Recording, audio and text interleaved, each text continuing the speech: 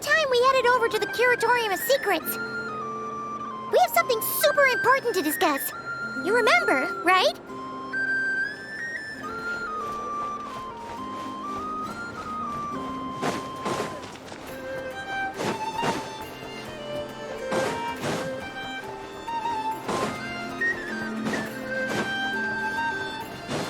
Yeah.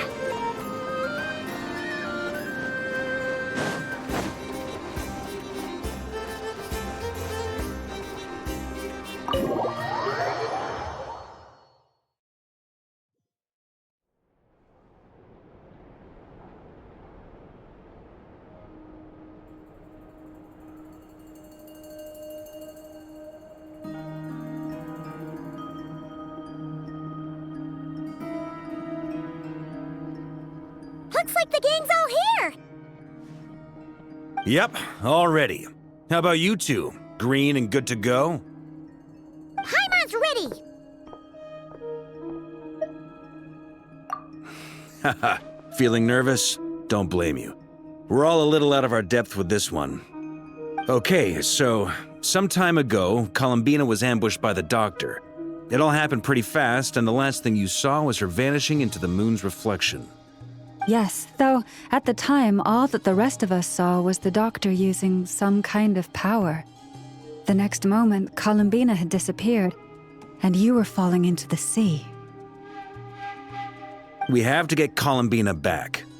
And whatever the Doctor's plan is in seizing the Three Moons Authority, we have to stop him before he succeeds. The Frost Moon Scions consider it our duty to rescue the Moon Goddess. I wasn't expecting so many others to come to our aid. So I want you to know that you have our utmost gratitude. Great. Well, first things first. Wait. Someone's here. We heard your footsteps. Although... You've been here for a while now. I take it you followed the Traveler, but I don't sense any ill intent in you. Come on.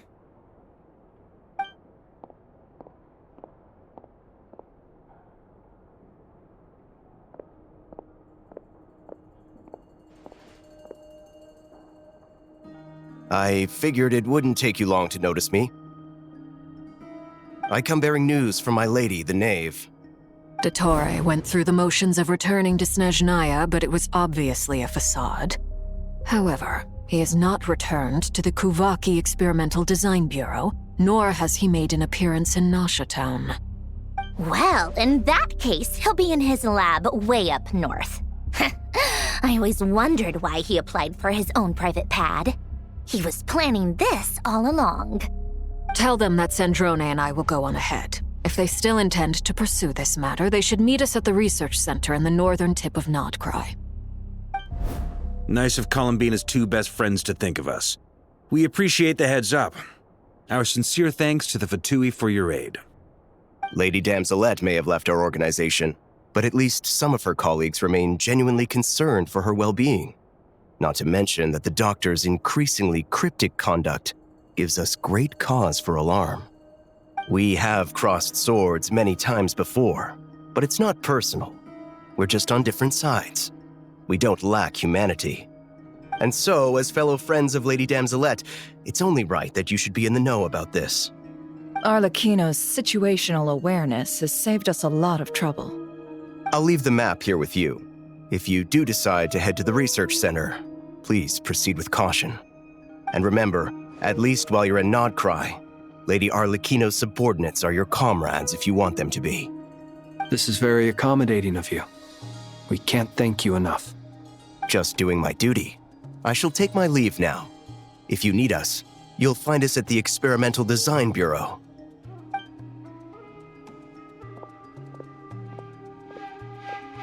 So, the Doctors left the Experimental Design Bureau and headed to some research center up north. Marionette seems to think he's been planning this for a long time. But when did it start? Before he even arrived in Nod-Krai? It seems his loyalty to the Tsaritsa is lip service at most. Behind the scenes, he may even be working against her. Whatever his motives, we know that he's decisive and incredibly ruthless. Facing him unprepared would be a recipe for disaster. At this stage, it's difficult to predict his next steps. I suggest we split into 2 groups. We need some people to stay behind and guard Nasha Town. Well, as much as I'd love to help, infiltrating research labs isn't really my area of expertise. But at least take Cool Your Jet's Ducky with you. It should be some help during the battle. And as for Miss Inefa, I suppose you will stay to protect Miss Aino? Detecting operational logic. Protect Aino. Priority. High. Just in case, Servarka, I think it would be best if you stayed behind as well. You can leave the research center to us. I mean, I would have said the Knight of Berea should probably be out on the front line, but okay, fine. Leave Nasha Town to me. Be careful out there, okay? If things get out of hand, fall back right away. Yehoda will be on hand to assist you. In my absence, she can handle any intel gathering work. You got it, boss. You guys make sure to get back here in one piece, all right? We will. Things are moving fast. We'd better head off soon if we hope to keep pace. So, it's infiltrate a secret research facility, or... Yeah, alright. Paimon will help out here instead. Sounds like it's gonna be a pretty intense fight. We all have to bring our A game here. So, anything you need to wrap up before we leave?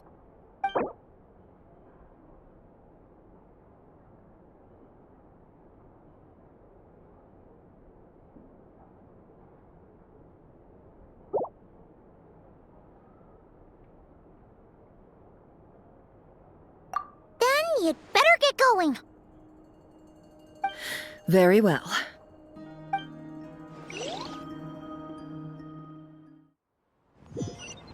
All these broken machines on the ground.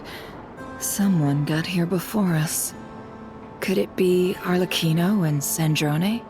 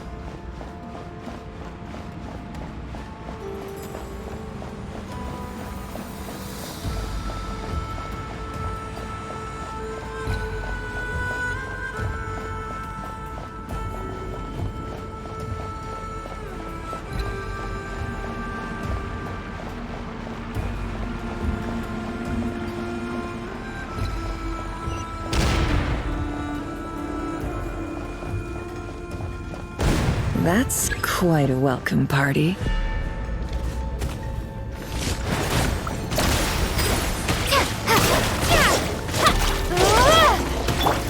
Observe.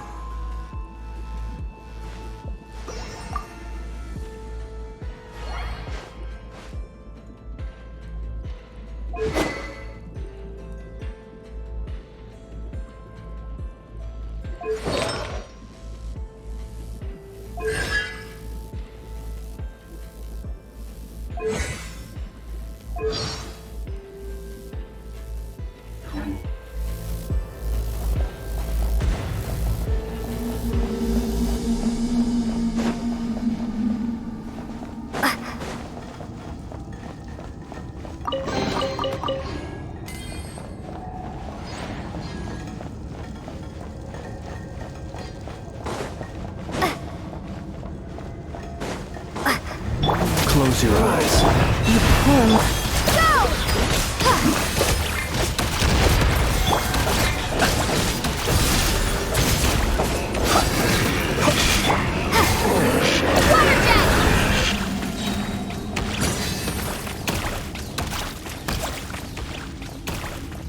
Get back! I said get back! Do you hear me? Why isn't it working? No! Don't come any closer! Don't! Ah!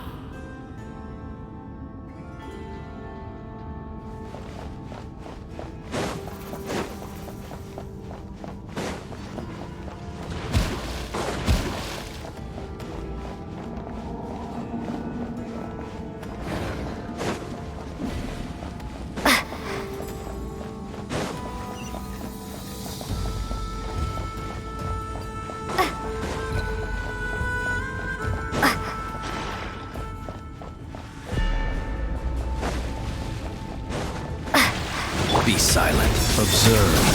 Night falls. Be silent. Close your eyes.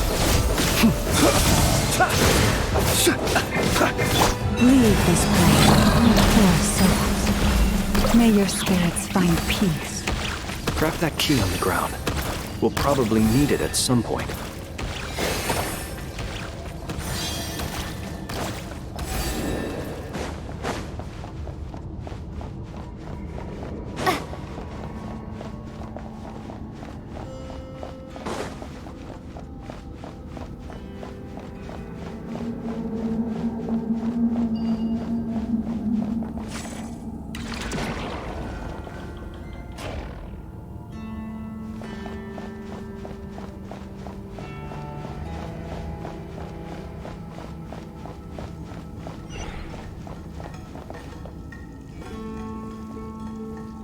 Watch out! Ugh, there's no way through. Let's go around.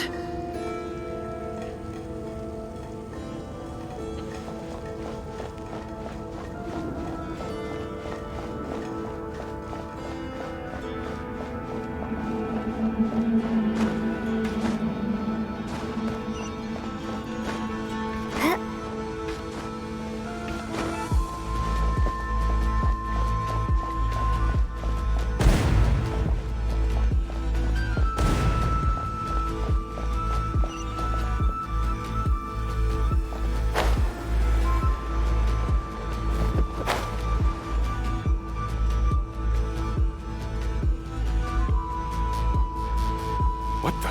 Trespassers? Here? What's wrong with you people? We're looking for the doctor, and we understand he might be here.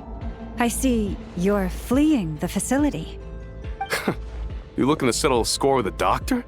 Good luck with that. I don't think you have many chances left. Perhaps. But you might have a chance to live if you start talking. 2 other Harbingers had the same idea as you. They're already inside. But what good is it gonna do? The doctor wouldn't do something like this unprepared. Seems to me that you're not too thrilled about being his subordinate. Also, is it just me, or do I sense monsters nearby? If you'd prefer their company to ours, that can easily be arranged. We need to know what the doctor is up to. Please, if you know anything at all, tell me. This is about more than us versus the doctor. His actions could have consequences for all of Nod-Krai. And perhaps even your homeland, Snezhnaya.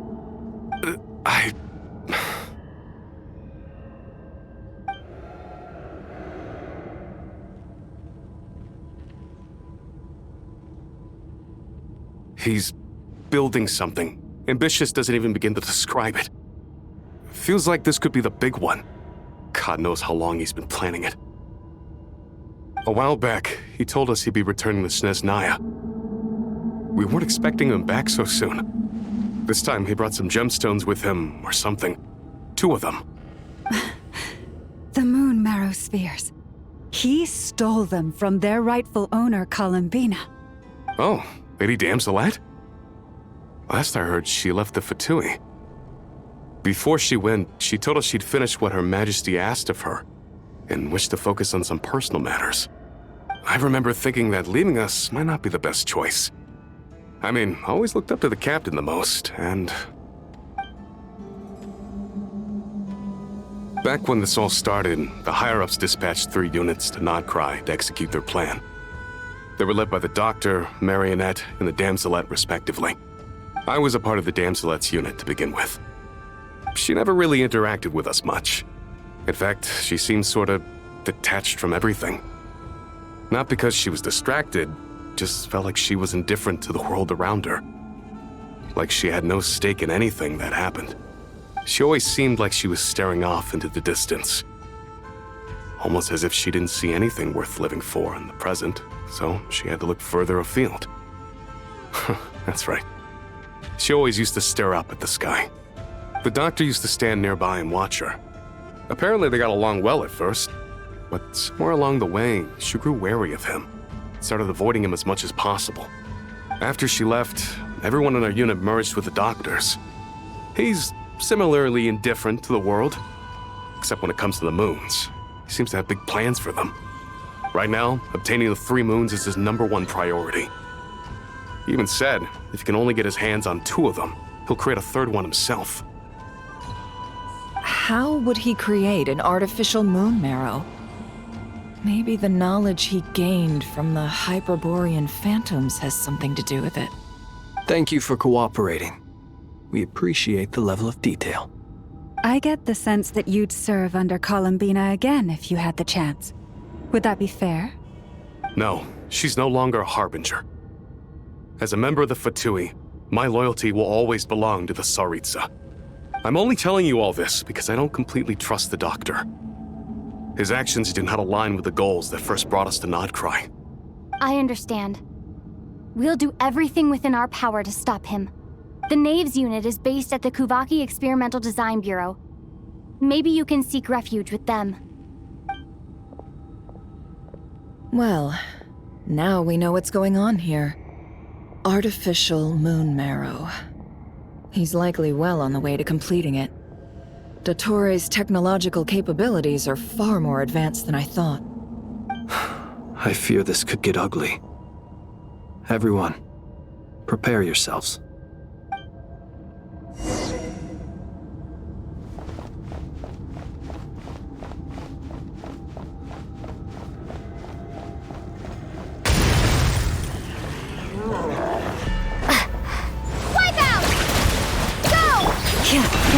Protect us for the ever. The long sleep beckons. Observe. Be silent.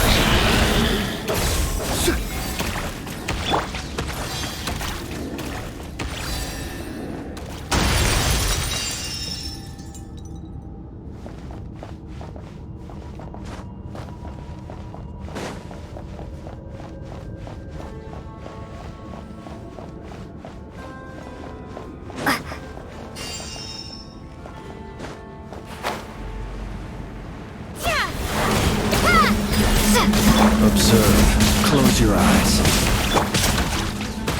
You poor lost.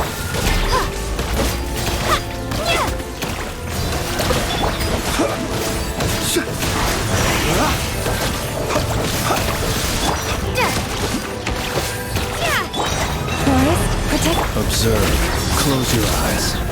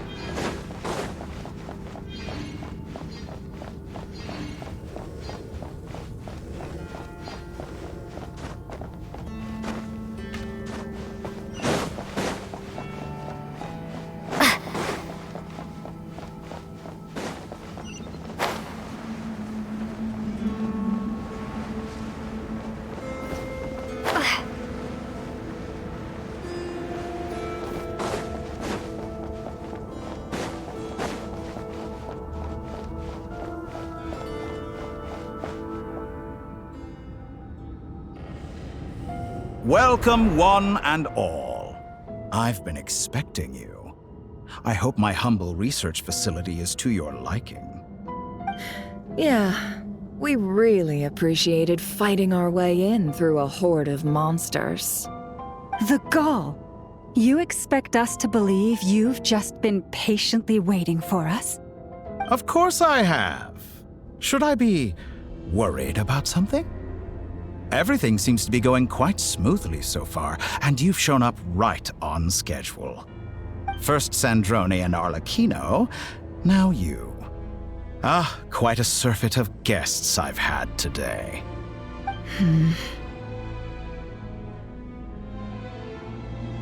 If you were looking for them, I should probably mention that Arlecchino disappeared as soon as she entered the facility. As for Sandrone, why, she stood right here only moments ago demanding answers from me at the top of her voice. Hardly out of character. She never was one for basic courtesy. But I have to admit, I was a little surprised to see her showing concern for someone besides herself. Does everyone you associate with undergo such a change in temperament? Speaking as a researcher, I have to say, it is not a change for the better. It threatens one's ability to remain objective. Well, since you ask... So you've got your hands on the moon marrow, and now you're claiming godhood. Don't you think that's a bit of a stretch, Dottore? I must protest what you are insinuating with that phrase, claiming godhood. I am not claiming anything. I am stating a fact. You're a researcher. I'm sure you appreciate the distinction between the two. Huh? Wait, you really think you're all that? You'll excuse me if I'm not being a polite little lady for you. We're colleagues. We both know what kind of person you are. By the same token, I knew you'd respond along those lines. You and I both understand that facts speak louder than words. To that end, I've had my people send you a small gift. It should go some way toward helping you understand my present position. What gift? Where have all your troops gone? Who knows? Perhaps they are already marching toward a new world, following in the footsteps of an unknown god. As vulgar and arrogant as you may be, dear Sandrone, I have no intention of taking out my displeasure on your subordinates. They will enjoy equal rights to my own. You sent your people to the Experimental Design Bureau? That's a Tsaritsa's property! Yes, and I am very mindful of Her Majesty's instructions. But you know full well that they do not conflict with my present goals. In which case, all I'm doing is conducting another one of my experiments. Is there a problem with that? Now then, you have a judgment call to make. Am I simply lying to stall you? Or is it possible that every word I am saying is the truth? In which case, your subordinates really are in danger. So now you've turned on fellow Fatui soldiers. You're completely insane. I have set a new rule for myself. Each person gets one chance. Naturally, that includes you, Sandrone. If you wish to leave, I won't stop you. We are colleagues, after all. Scumbag!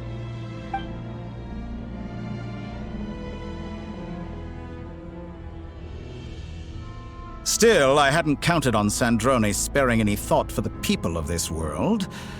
Shame. I always found her self-centeredness to be one of her few better qualities. How can she ever hope to achieve greatness when she's so obsessed with protecting her little design bureau? It's more than a little disingenuous to speak of achieving greatness while taking hostages. Or does honor no longer mean anything to you? Honor? I have the marrow of 2 moons in my possession and will soon complete the construction of a 3rd. I will be the god of a new world. And you speak to me of honor? How charmingly naive. Those are sacred relics. You do not deserve them. In my view, many in this world do not deserve to be alive. And yet, I mercifully permit them to go on living, do I not? You'll come to regret your actions. Will I now? Let's see if you can make me.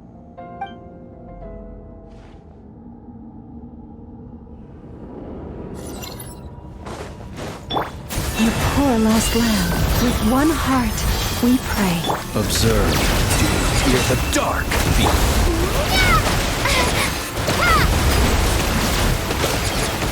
The deception ends here. Can't hide the truth.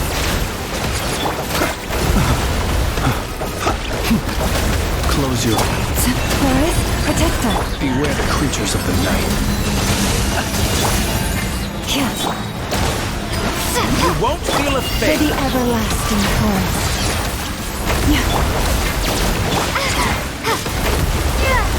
Be silent. Close your eyes. It all adds up. Can't hide the truth. Arlecchino. Thanks for the assistance. Arlecchino. They see you as an ally. What a farce. You're clearly here to destroy my research. I think your research is more valuable. My wrong. This is where you fall. Overruled. Be silent. Close your eyes. Wipe out! Water jet! By the frost moon of old. Get lost! Receive my...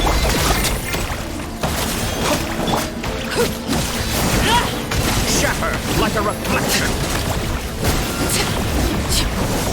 Be silent. Observe. To dust. Is that the best you can do? How Are you quite finished? disappointing.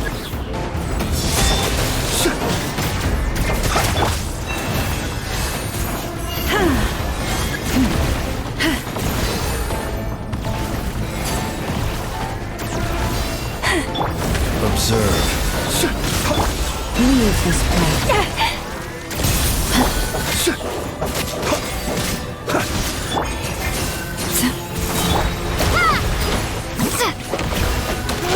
Your actions betray your fear of me.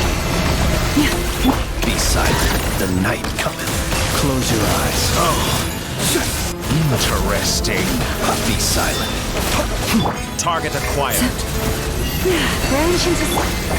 Dottore is too powerful with the artificial moon marrow in his arsenal. Fighting him is futile. Quickly!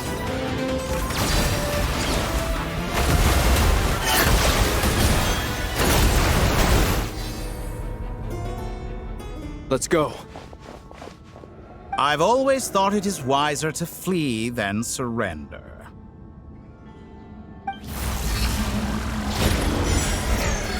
Watch out!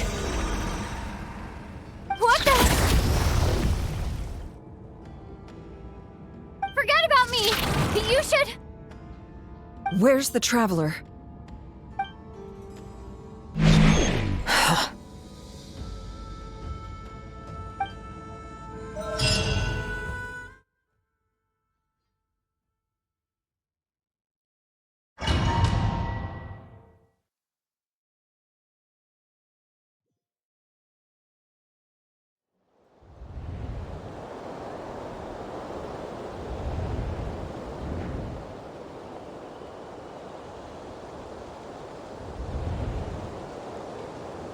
What just happened? Nasha Town? How did I get here? Strange. I remember being trapped by Dottore during the battle, and now, all of a sudden, I'm here. Something weird is going on. I guess I'll start by exploring the area. Huh? Traveler? What brings you here at this hour? Huh? What are you in the mood for today? A hot dog? Or something else? We've got some special discounts at the moment. Want to see the menu? Sorry, I'm not hungry right now. Ah. Well, feel free to take a seat for now. Let me know if you change your mind. Everyone seems to be acting normal. Am I just overthinking?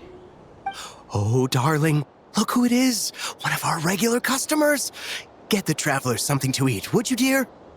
Wait. Why is he talking like that? Well, I'd love to, but can't serve a customer unless they order something. Anyway, I take it your business is wrapped up? Yes, thankfully. It was a long trip, and it's left me feeling pretty exhausted. But the upshot is, I won't have to leave again for a good while. We can have some quality time to ourselves. Wait. These two are a couple? I see some kids around too.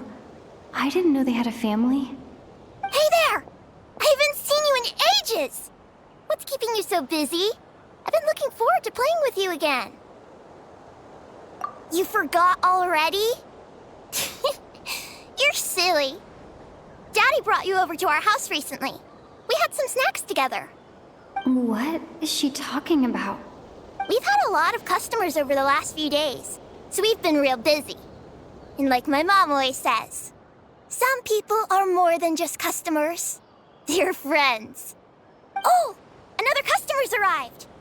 I better go see what they want. This is all wrong.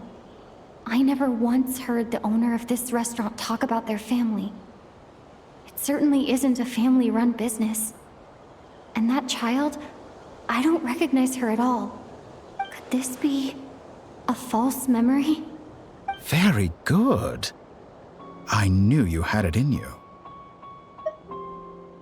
Aren't you going to try the house special? When did he show up? No, none of this is real. You don't seem to like it here. That's fine. We can change venues.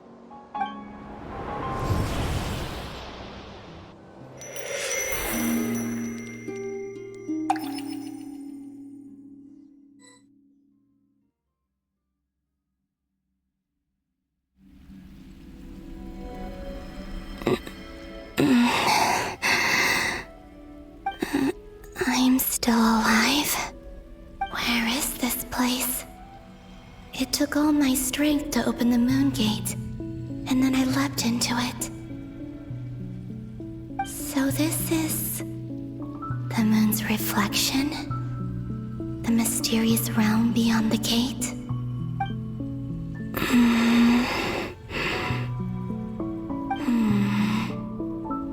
I can't sense anything.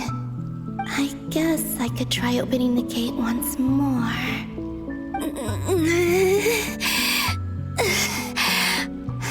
No response. Maybe this space can't be opened from inside.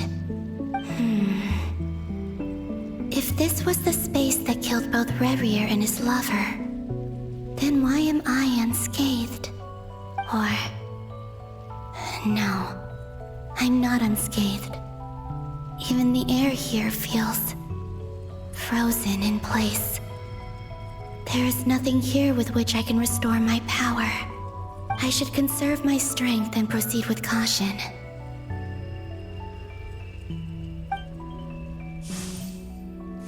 I don't believe Dottori's scheming will stop just because I escaped. If there is any chance that I can get back to the others, any chance at all, I must return.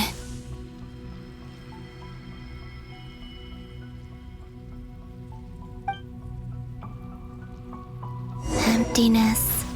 Silence. What is this place?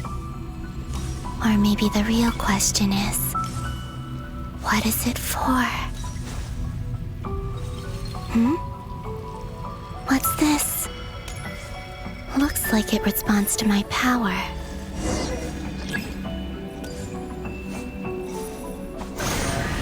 Golden. Like Kuvaki.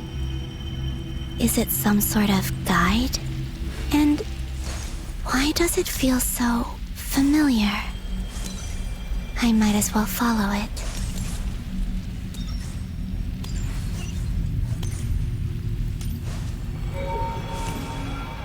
Where does this lead? Could it be the exit?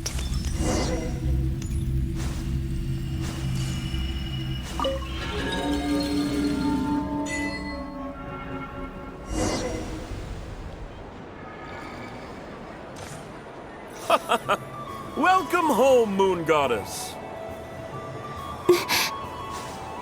Is this Nasha Town? But isn't Moon Prayer Night over already?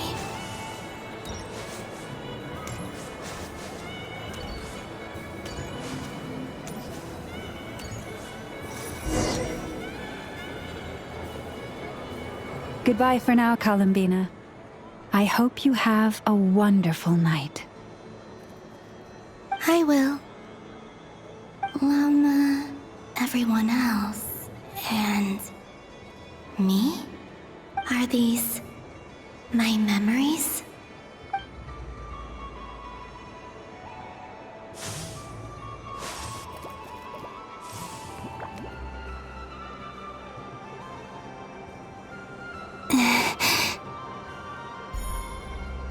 I can't touch them. It's as if we're separated by some impenetrable power.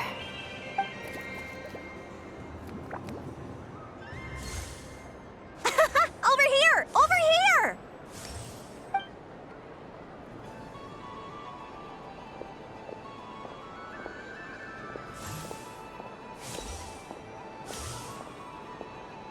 But the people in these memories pass right through me. Just like when I disappeared.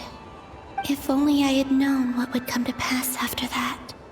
Even so, I should still take a look around. Just being back here, it gives me the strength to keep going.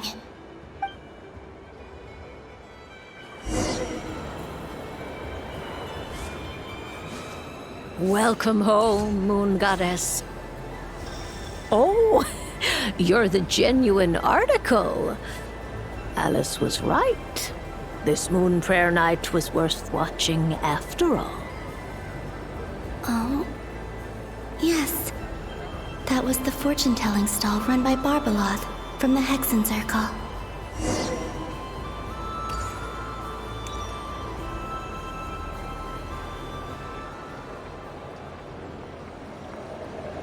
Please, draw the first lunar arcana. This represents destiny and is the foundation for the divination as a whole.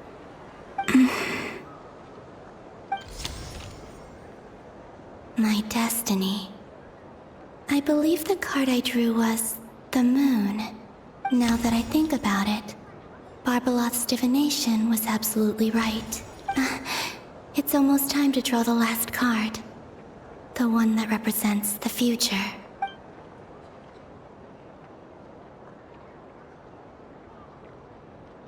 That was the card that popped out on its own. From here, I think.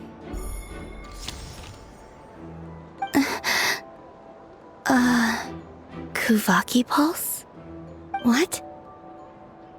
Fascinating. I've never encountered this before in my role as a diviner. What's going on? Did that card leave the deck? Because of my influence? All I did was try to touch it, and then... Maybe this memory space is not untouchable after all. Are there weak points in the barrier? Or is it possible that there's more to this space than my memories alone? This card is death. I need to get to the bottom of this. I'll try touching something else.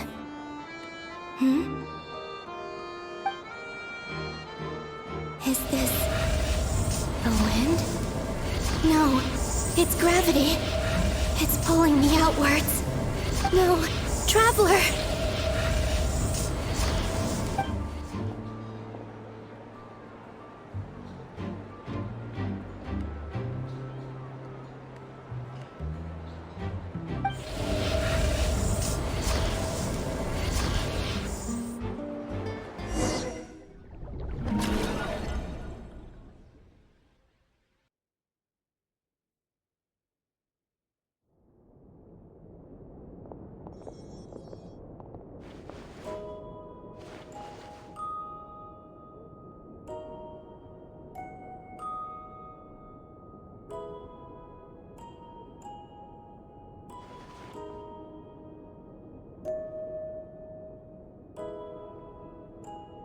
Haimon, listen to me. From the bottom of our hearts, we are so sorry. We completely understand how you must feel. The Traveler is trapped, and we all feel responsible for it. Don't say that! Haimon's not a little kid! You didn't leave her behind on purpose! There was nothing you could do! But... She's all alone in there! What if something happens to her? What are we gonna do then? We've barely spent any time apart since we met. Is she gonna die? We must find a way to rescue her. We were all involved in the operation where she was captured, and we do not abandon our comrades. That being said, it won't be easy. Through conversation with the others on our return, we've arrived at a basic idea of what we're up against. Dottore's lab has clearly been in operation for a lot longer than we realized. We found many monster samples stored there.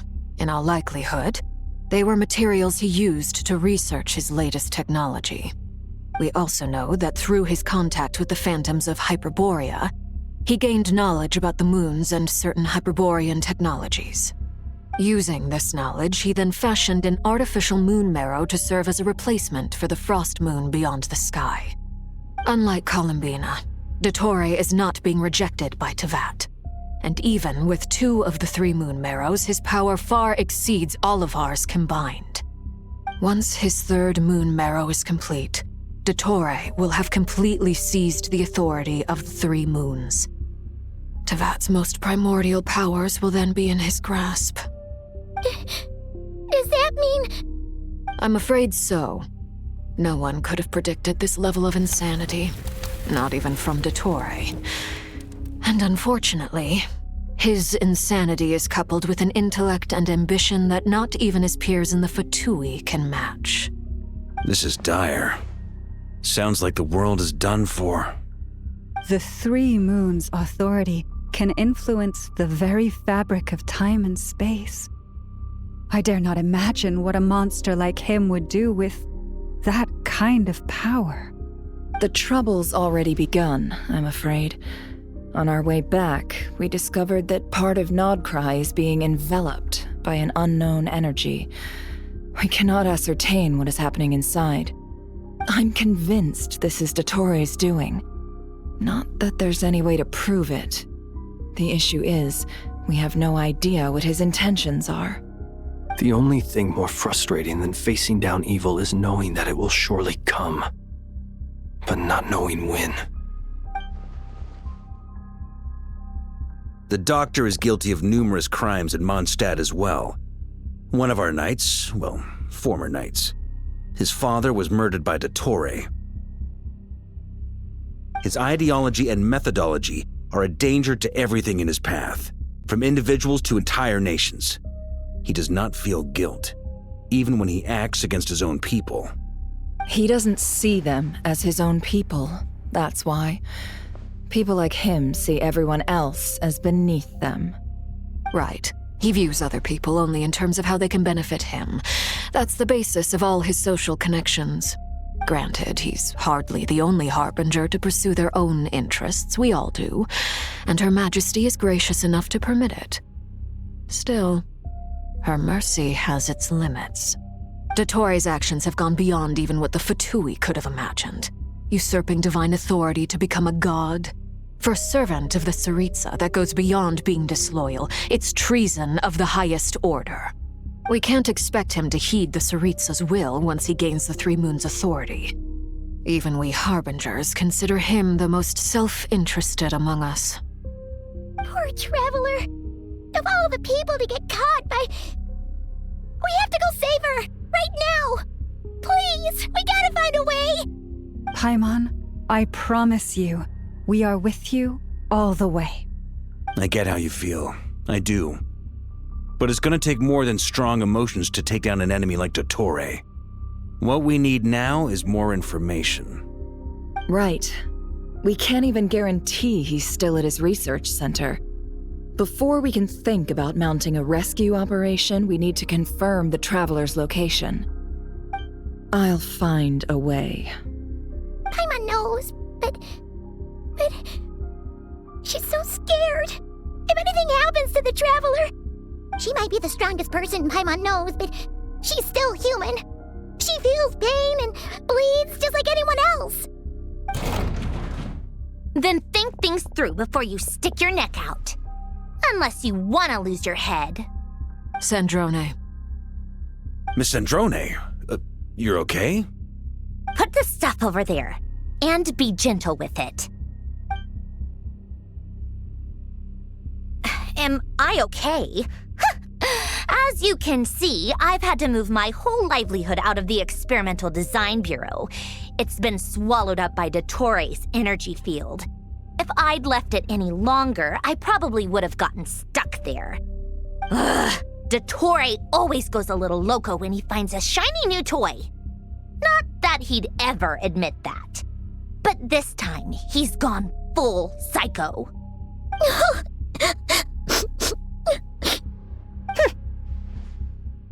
Just go ahead and cry already. Sorry. Paimon's not trying to make it seem. It's just... She can't. Oh, Paimon. Let it all out. There's no shame in it. When you're overwhelmed by fear and despair, crying can help get it out of your system. You'll feel better for it. Okay then, while the baby of the group is having a moment, how about the grown-ups get to work? Give me your hand. You've made a discovery? Polonia, scan.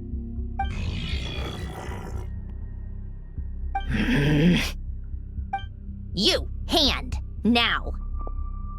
Oh, I thought you'd never ask, my lady. Curses! You're next, then you.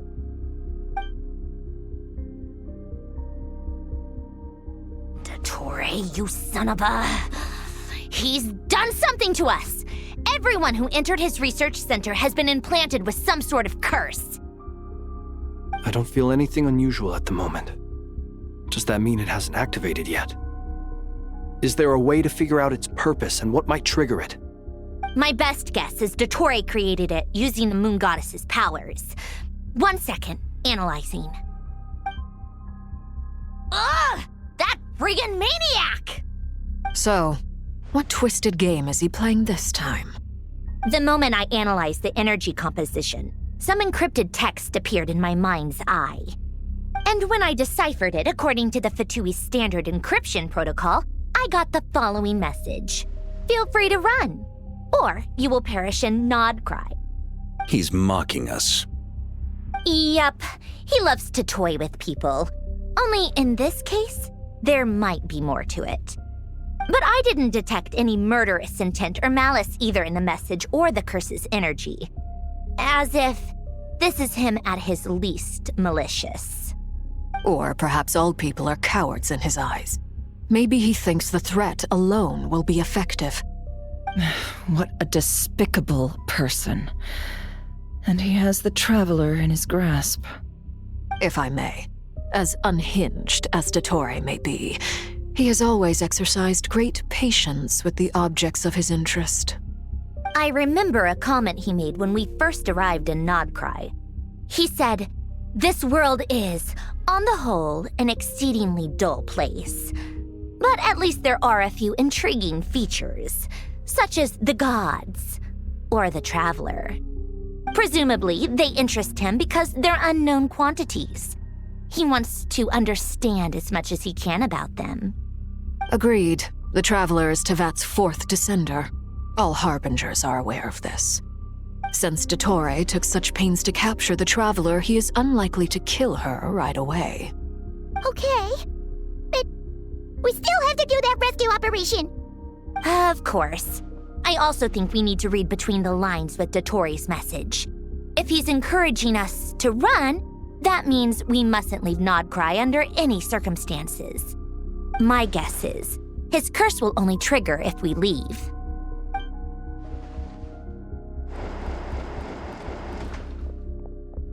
We've discovered multiple energy fields. Albedo is still attempting to analyze their structure. He told me to report back first. Each field is slowly growing, swallowing up more of the surrounding area in the process. And the pace of their expansion has increased since we first examined them. He's probably trying to swallow Nod-Krai whole. His nefarious ambition knows no bounds. If this continues, the whole of Tevat will be in trouble, not just Nod-Krai. The loss of Columbina could not have come at a worse time. Do we think she's truly gone for good? She entered the space beyond the Moon Gate, knowing what became of Rerir and Thalindus. I'm sorry, but I fear the odds aren't good. Don't be ridiculous. If I know her, she's busy finding a way back as we speak just so she can annoy me. She isn't dead. Whatever has become of her, the fact remains that we are two comrades short on the eve of a decisive battle. We need to find out the Traveler's location, but there is also other work to be done. Agreed. Whatever Dottore's planning, we have to get the local populace somewhere safe. So, as well as a rescue mission, we have to organize a mass evacuation at the same time. It would be best if someone could approach leaders of neighboring nations and negotiate emergency asylum for Nod-Krai's inhabitants. Can anyone handle that? Snezhnaya is one option. I'll see what I can do. This would be so much easier if the Traveler was here. No! Stop thinking like that, Paimon. Paimon will join you. She's pretty well connected thanks to the Traveler. Maybe it'll come in handy. Either way, that's what the Traveler would do if she was here.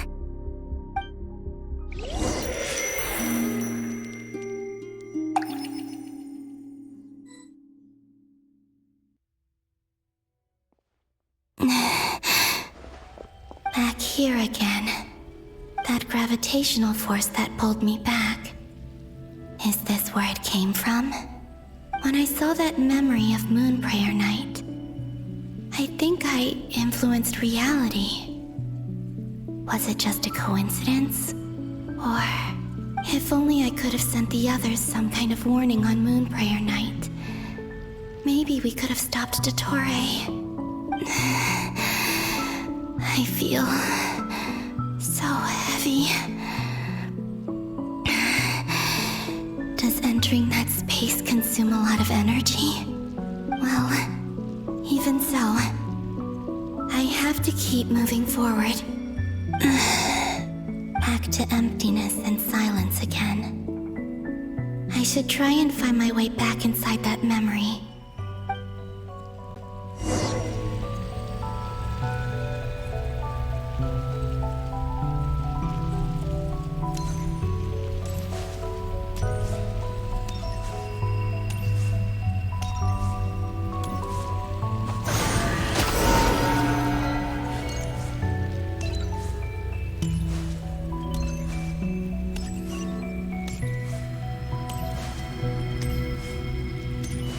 Entrance from last time isn't showing up.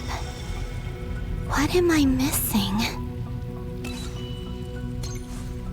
Looks like I need to gather these scattered fragments.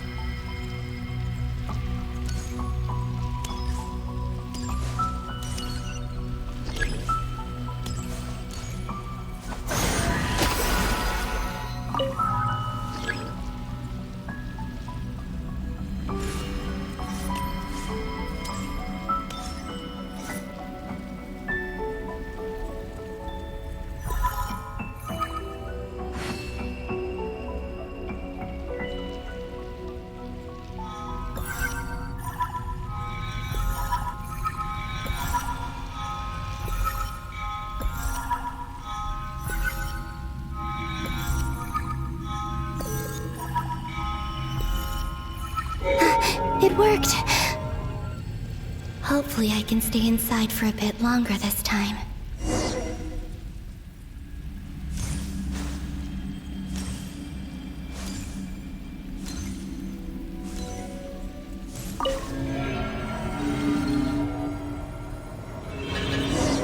Ad Astra Abyssosque. Welcome to the Adventurers Guild.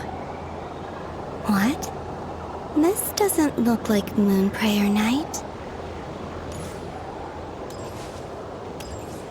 Extra, extra! Latest issue of the Nausea Express! I don't think I've ever been here. Maybe this space isn't comprised of my memories after all. There aren't any festive decorations around. Is this Nausea Town after Moon Prayer Night ended? Did Dotori's plan not affect the town? Or is no one aware of what happened because he used the Three Moons' authority?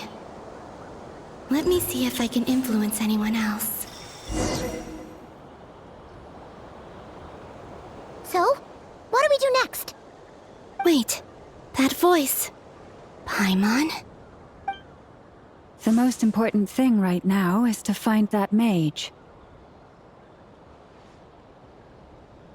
Lauma the Traveler and Mr. Varga are here too. I'd better go pay the Fatui a visit.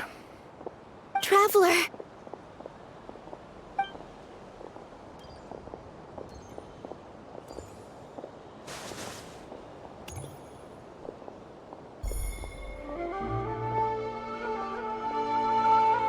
Huh? Columbina? I made contact. It's me, Columbina. Huh?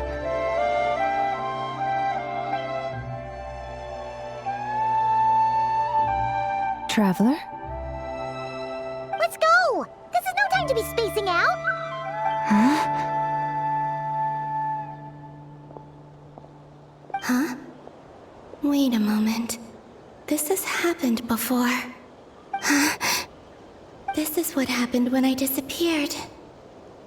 I stood right over there, thinking that no one would ever find me again. It was only when she called my name that I decided to follow them. But did she turn around because she sensed my touch just now? Is it really possible that from in here, I can change the past? If I keep following them, maybe... Huh? It's that gravity again.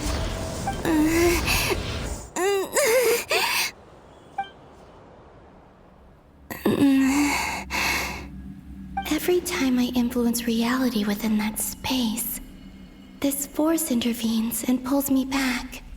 It's as if it's trying to stop me from leaving.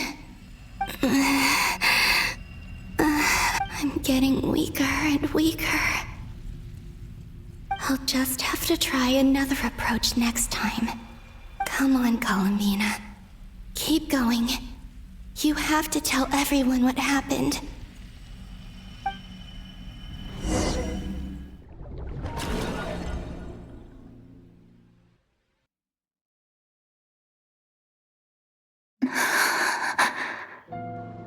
Suddenly, I've been plunged into darkness, alone.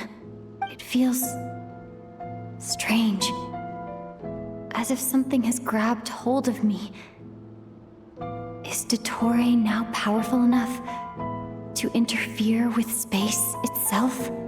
Look at you, standing so still in total silence. I almost didn't recognize you. Hello there, traveler. He seems to be in a good mood. Wait, what's that behind him? Ah, so you noticed. This is the completed Trilune. 2 primordial moon marrows and 1 artificial specimen. You are wary of it. Good. Maintain that reverence. You performed well in that recent battle.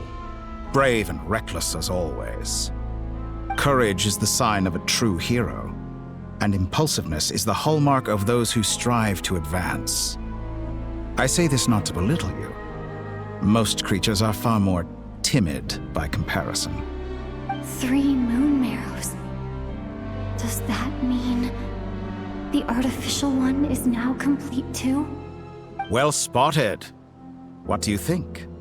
For a replica I built myself, I dare say it looks the part. Dottore, are you planting illusions in my mind? I have no interest in fooling your eyes.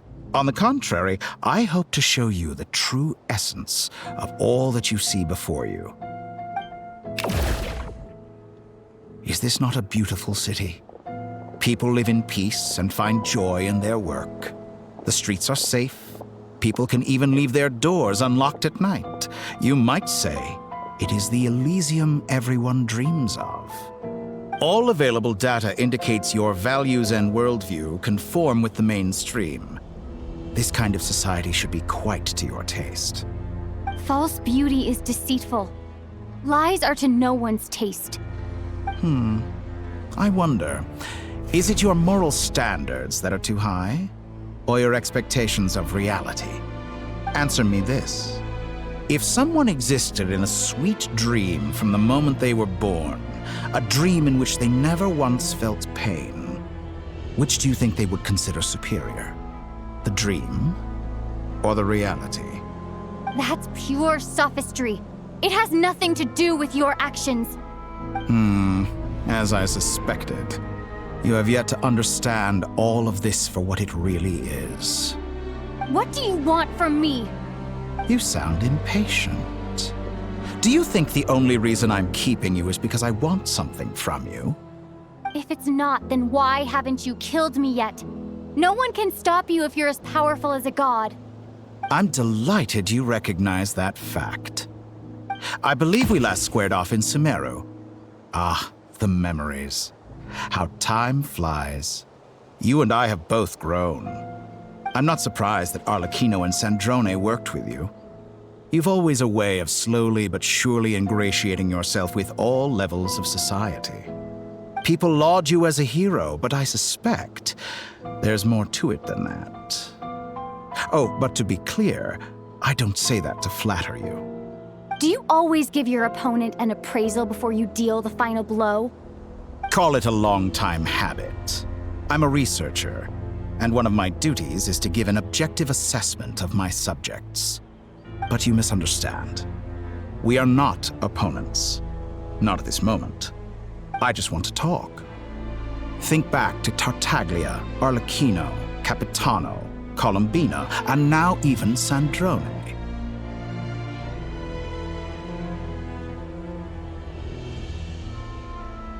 You've worked with each of them in the past. I believe you can work with me as well. What makes you so sure? Well, why not? Should the good associate only with the good and the bad befriend only the bad? I like to think we could have a more mature relationship than that. Surely you don't think all your relationships are grounded in friendship or shared ideals? People come together because it benefits them to do so. If you think of the people you admire, you must surely admit that they have provided some benefit to you. Morality, ambition, dreams. People have plenty of words to embellish the nature of their relationships. But once you break free from those ethical frameworks, you will see that the only thing connecting the two of you is mutual benefit. And that is what I'd like to talk to you about. We're finally getting into it. He's probably been planning to kidnap me for a long time now. But for what exactly? He has the authority of all 3 moons. I won't be able to gain the upper hand in a fight. Best if I pretend that I'm willing to negotiate for now.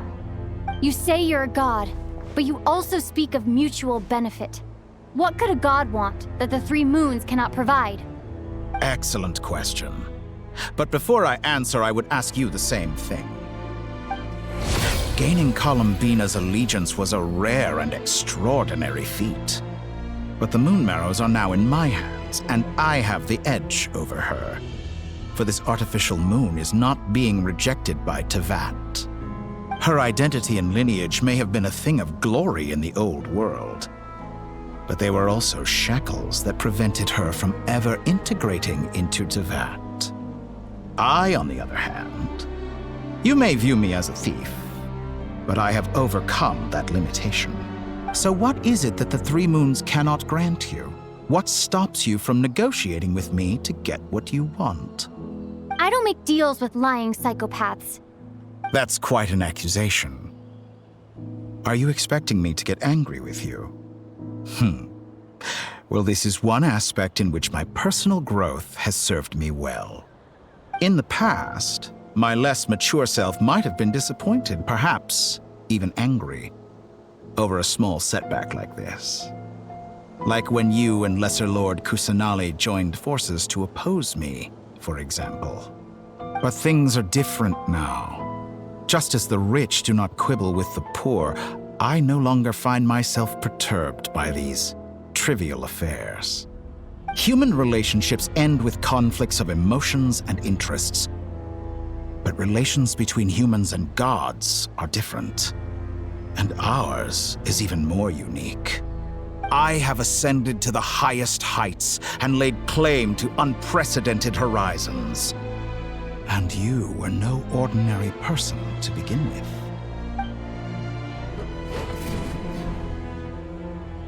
Allow me to show you the world, Descender.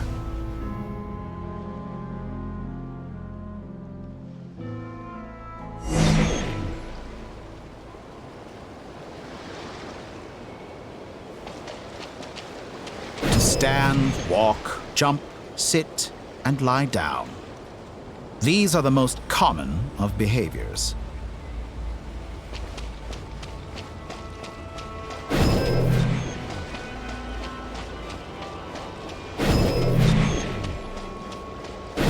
Have you ever wondered why we were born following such laws? Who stipulated that we could not fly instead of walk?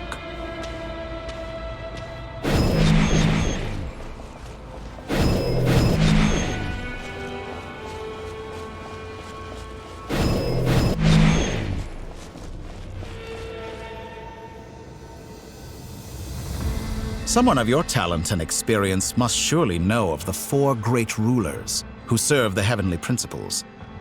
They govern life, death, time, and space. One wounded by a blade will die from blood loss or infection, and one who falls into a lake will drown in agony.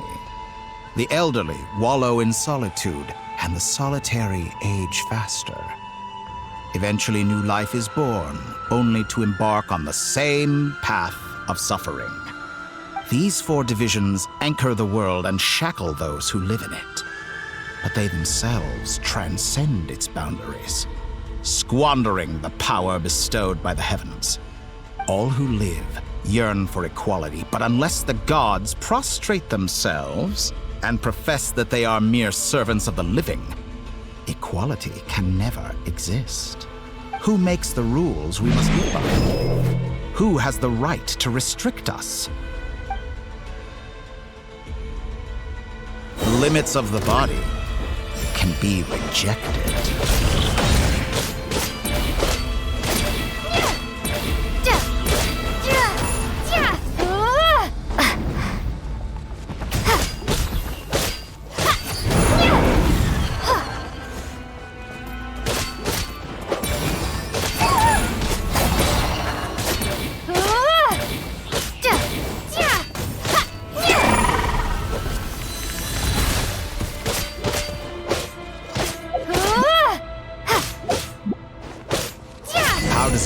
To be among those with absolute power.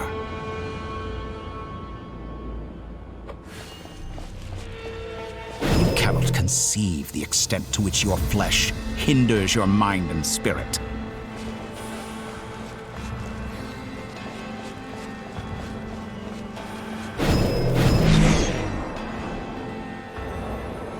Only by discarding our useless, primitive eyes can we perceive a new world. How narrow-minded we all were in the past. Why should the final answer of the world not be the power that predates those of life, death, time, and space? The power of the Tri-Lune. Through it, I have glimpsed new experimental possibilities. Nature suppressed, authority exiled, souls controlled.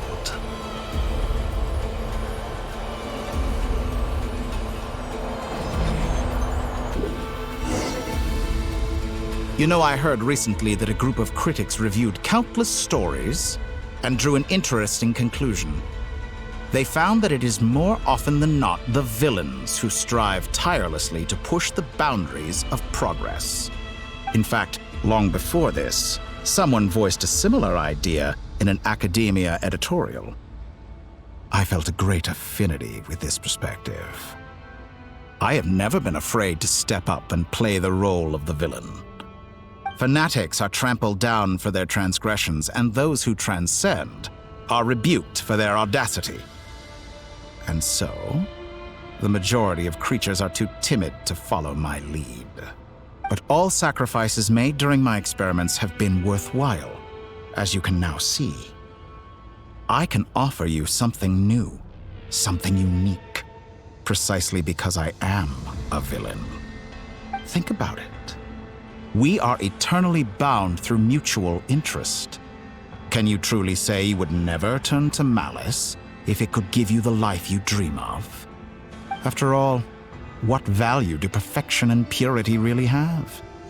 They are fragile and feeble things, utterly tedious. I say, better to be governed by a flawed humanity than a gnosis. The true seeker of knowledge is the villain who undergoes countless tribulations in pursuit of their goal. I'm sure many people have told you that you're different. Because I'm a descender? Exactly. Very clever. But what has that got to do with you? I do not conceal my wicked deeds, my selfish desires, or my greed. A true researcher must act as I do if they are to understand and speak of the truth. And yet, a knowledge seeker like myself will inevitably grow tired of studying Tavat beyond a point. You have traveled to all corners of the world and met many people. Along the way, there have been moments when you were misunderstood or even became a wanted criminal. And all the while, you have spent your days doing some of the most mundane jobs in the world. You fight and toil, claim minuscule rewards from my friend Pantalone, then you fight some more, winning some battles and losing others as your search goes on. And this cycle continues, with no end in sight. Surely you must sometimes grow weary of being stuck in this same loop day after day. We're completely different. I embrace everything that life throws at me. I am engaged in every step of my journey. How does that make us different? I too embrace what life brings, researching everything that interests me. Think of all the novel things I've managed to create, like the artificial moon marrow. Don't you see? As unique a specimen as she was, even Columbina is not irreplaceable. Take that back! She's gone because of your actions! I didn't say that to anger you. Though admittedly, I don't see what there is to be angry about. Anything Columbina could do for you, I can do better. I know what your ultimate goal is. You wish to walk the path your brother walked and seek answers from him at the end of that journey, don't you? Someone like you could never understand what it feels like to care about another person the way I care about him. Perhaps not. But that doesn't mean I can't help. I could find your brother right now, bring him before you, and make him give you the answers you seek. Don't be so presumptuous. You'll never begin to understand the situation between us. Oh, no. This is no presumption. I'm only offering what I know is possible with the power of the Tri-Lune. But it seems like you would sooner continue with your journey through this world. Why? Do you truly desire this journey? Or is it simply a necessary process from which you cannot escape? Think of all the time and energy you have spent, everything you've had to endure just to make it this far. Is this really what you want? Or has your hand been forced by the promise of that final answer? Yes, you have made many friends. But do they ever spare a thought for the void in your heart and what it yearns for? What you want is not friends. It is family. But do they know this? I, on the other hand, am far more considerate. Join my experiment, and in return, I will bring your meaningless journey and all its struggles to an end. This is a malicious attempt to manipulate me. But at the same time, he's stating some very human truths. Of course, he's right about my predicament. How can I deny it? I have faced ungrateful strangers, never-ending troubles, an endless quest for answers. I want to see him. After everything I've been through, words can't describe how much I miss him, how much I want to be reunited with him. Wherever you are right now, do you miss me too?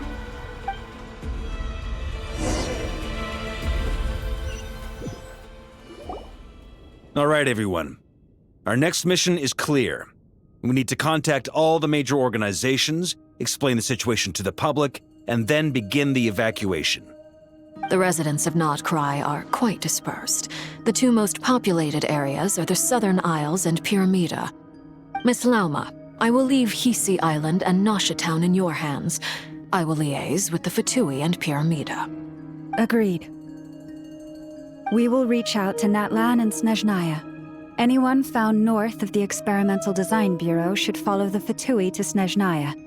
As for those dwelling south of that line, I will ask the Voynich Guild to help persuade them to leave. Then I, Mr. Varka, and the Frostmoon Scions will escort them to Natlan. The Voynich Guild has dealings with the Curatorium of Secrets. I will send them a letter vouching for your credibility. Yehoda, you should help Lauma. This is too big of a task for one person. My wish has come true. You're willingly lending me your most capable employee for the day. Well, good for you if all this only takes a day. Of course, if it takes any longer, I'll be charging a fee. Boss, wait! Don't I get a say in this? Oh, I'm sorry. Something to add, Yehoda? Well, no one's more important to me than you, boss. And remember how Lauma healed your eyes after that big battle? I think that's worth at least 2 or 3 days' work for the Frostmoon Scions. Are you completely incapable of acting in your own self-interest? Or do you simply devalue your own labor? Are you sure you don't want to come with us? Who will see to our other work if we're all busy evacuating residents? Sandrone insists that Columbina is still alive, and we have a traveler to rescue. There's much to be done. But boss, I'm just worried that... Well, Nefer, I'll link up with you once my tasks are complete. What makes you think I'd need you to do that? I'll need it. And considering the way you approach certain matters, I think you'll be better off with me present.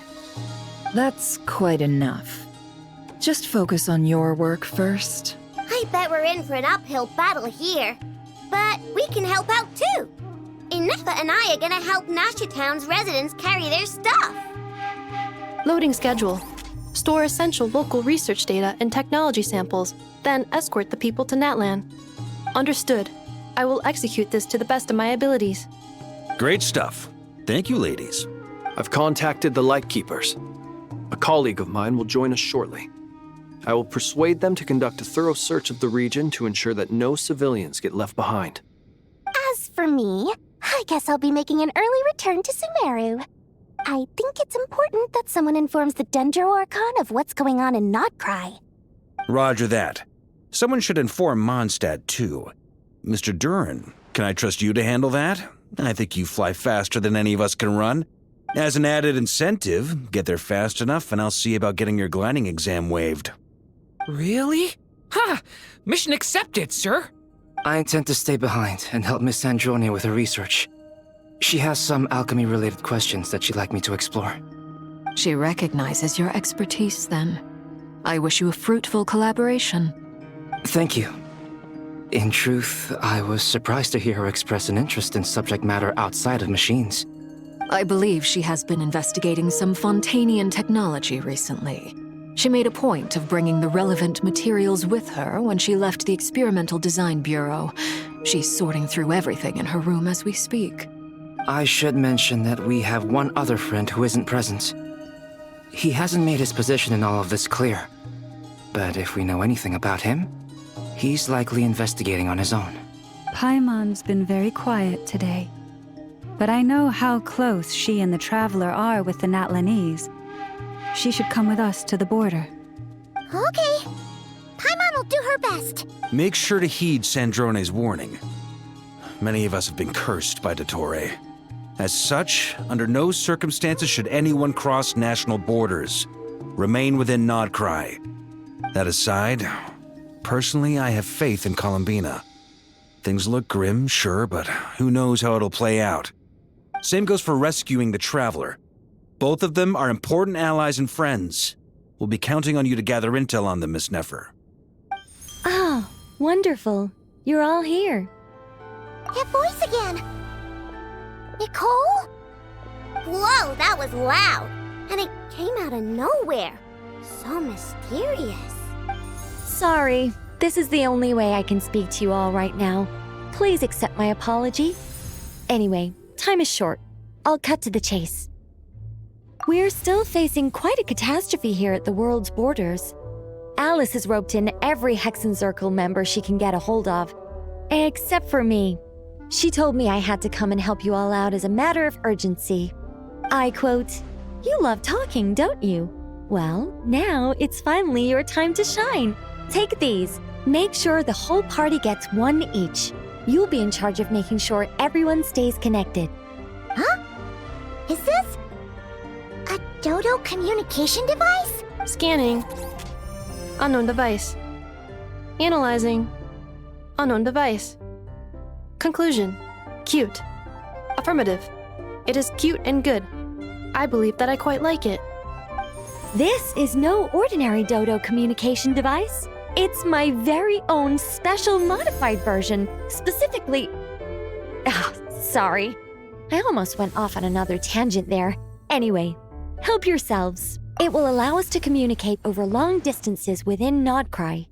No more worrying about shuttling messages back and forth. What astounding technology. Am I right in assuming that it relies on your personal abilities to function, Miss Nicole?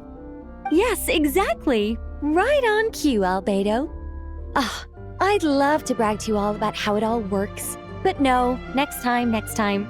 Anyway, I'll be right with you all, serving as a communication hub. That's all from me. Head off as soon as you're ready. I'll be staying here to keep watch, and I'll be sending you my blessings.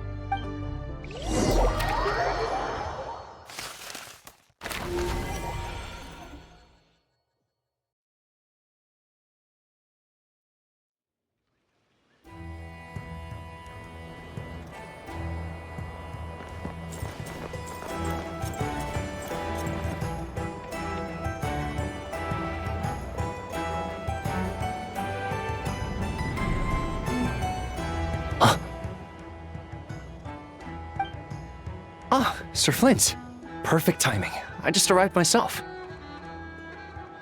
You are most considerate, Master Ilua. But in fact, I know you have been sitting here for quite some time. If you saw me, why didn't you say something? I was curious to see how long you could sit still for. Also, shouldn't you have managed to sense me approaching? That would be a first. You always seem to appear out of thin air without making a peep.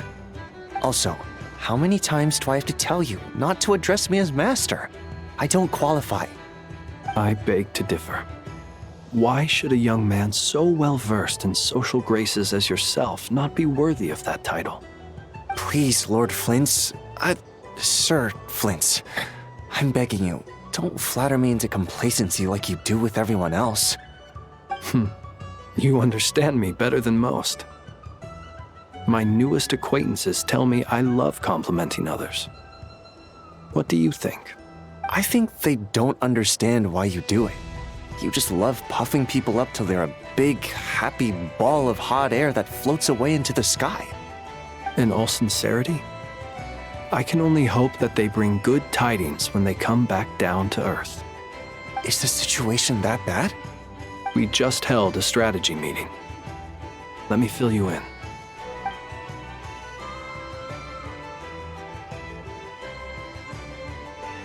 In short, we need everyone gone from Pyramida. We also need a team of Lightkeepers to scour the more remote regions of Nod-Krai for civilians to evacuate. I only hope we have enough personnel. We do. Old Man Nikita will definitely help, and we can recall anyone out on patrol to focus on this instead. Good. I'm sure you and the others will make short work of this. Now, don't forget, once you've completed this task, make sure you and the rest of the team evacuate to either Snezhnaya or Natlan as well. Flint? If you've got something to say, Master Ilua, why not guess what I'm thinking right now? You mentioned that you have something else to deal with later. How difficult is it going to be? I doubt it will be easy. I know you're a Lightkeeper, and it's your duty to protect others in times of crisis.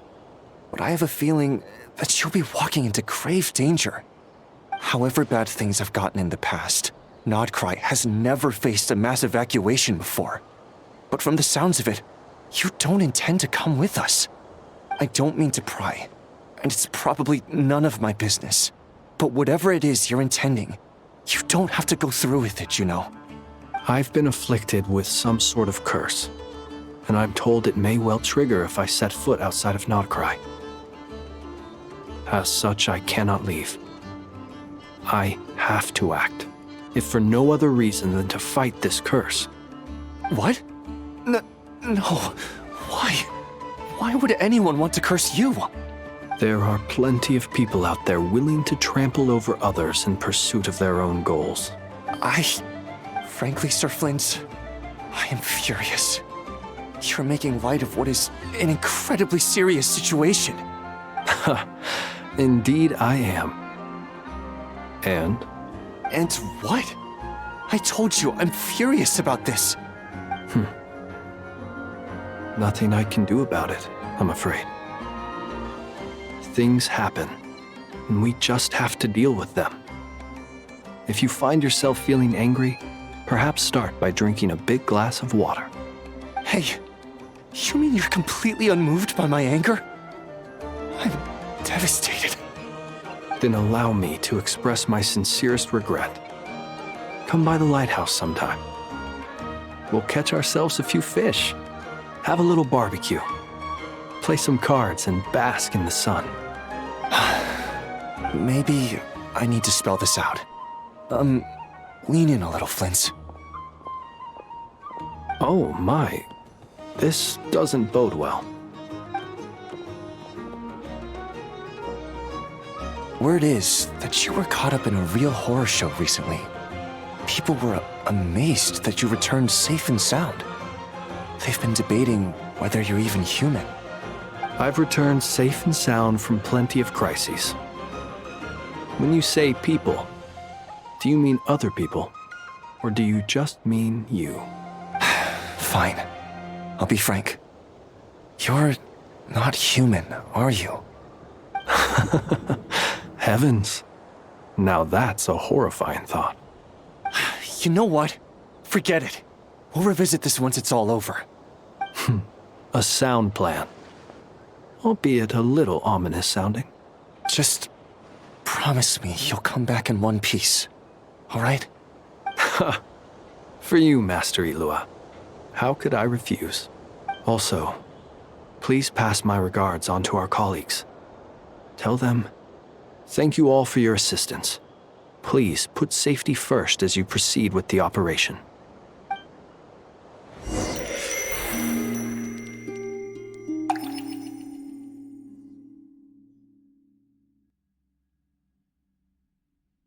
I have to keep searching for a path toward reality.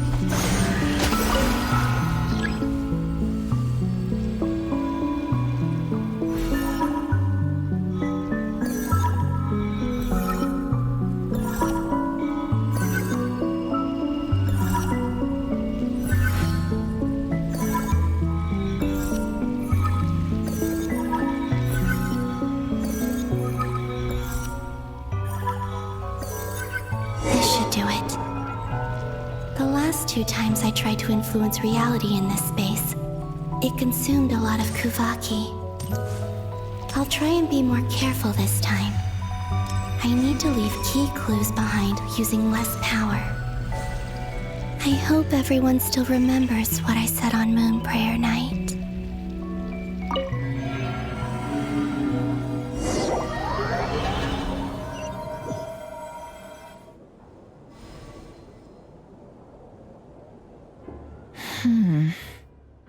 Nothing here either. Flints? Ah, Miss Nefer. What are you doing here? Unless... I just spoke with Itlua about arrangements for the search and came for a walk nearby. As for you, why would... It appears we think along similar lines. And neither of us likes to accept things at face value. As well as figuring out how to gather intel on the Traveler, I wanted to confirm some of my own suspicions. Also, we'll need to bring a lot of force to bear against Ettore, even if we're only looking to rescue the Traveler. We can't leave anything to chance. You don't think Columbina perished either, do you? I'm merely considering the possibility that she survived, just as you are. How much can we really know about a deity like her anyway? Do you remember what she said on Moon Prayer Night? About using moonlight to send messages to us? Of course. I think that's why we're both here. Where have you checked so far? I've been focusing on the outdoors. Anywhere the moonlight shines. I checked most of Nasha Town, but didn't find anything. I checked the Curatorium of Secrets, and a few rooms where I thought I might find some leads.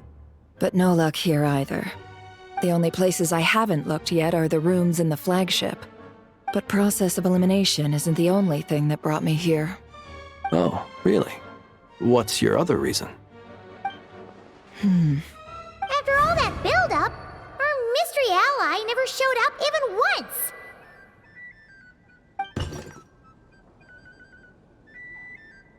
Huh?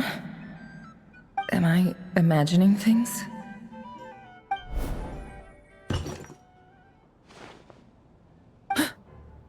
Come on, let's see what's going on. Oh no. I knocked over a vase as soon as I came in. It must have been caused by a Kuvaki fluctuation when I entered the space. Although, it seems like I'm not about to be pulled away this time. It looks like as long as I'm careful with my actions, it doesn't count as influencing reality. Anyway, is this the flagship? The Traveler mentioned that's where she was staying. I only went into the lobby last time, so I've never actually been here before. How does this space work? If nothing else, I can now be sure that it is not simply memory. She mentioned where her room was. I think it's... this one.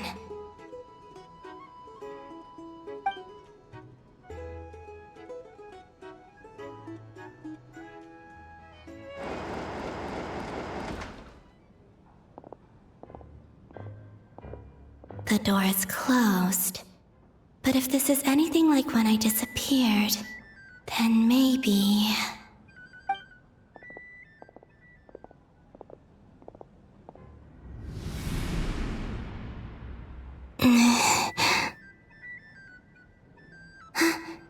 I'm in. She and Paimon aren't here at the moment. I hope she's okay.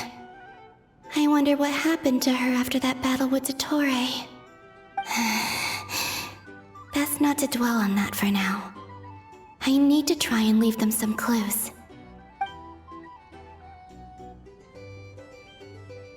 Please, Traveler. I really hope you find this.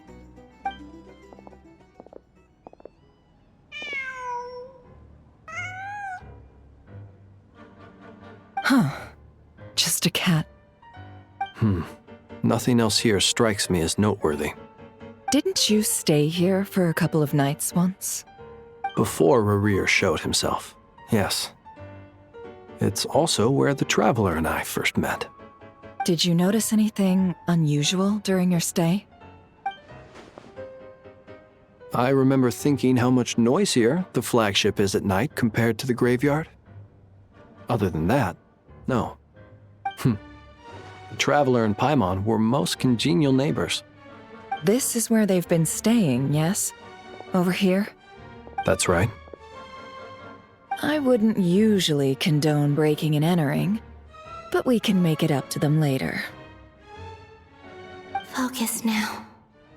I have to write a message on the wall using Kuvaki, just like I said on Moon Prayer Night. Simply open your windows on nights when the moon shines bright, and the moonlight will naturally flow towards the words I have written. Here goes. I'll need to carefully control my strength.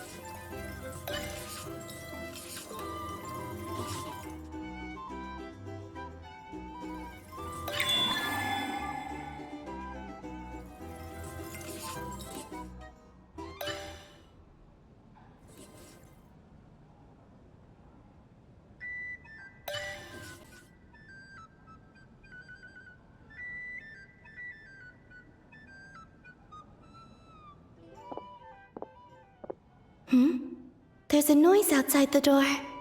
Is she back?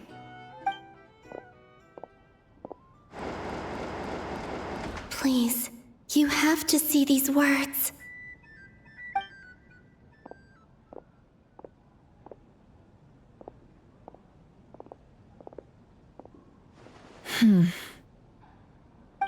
Well, do you sense anything?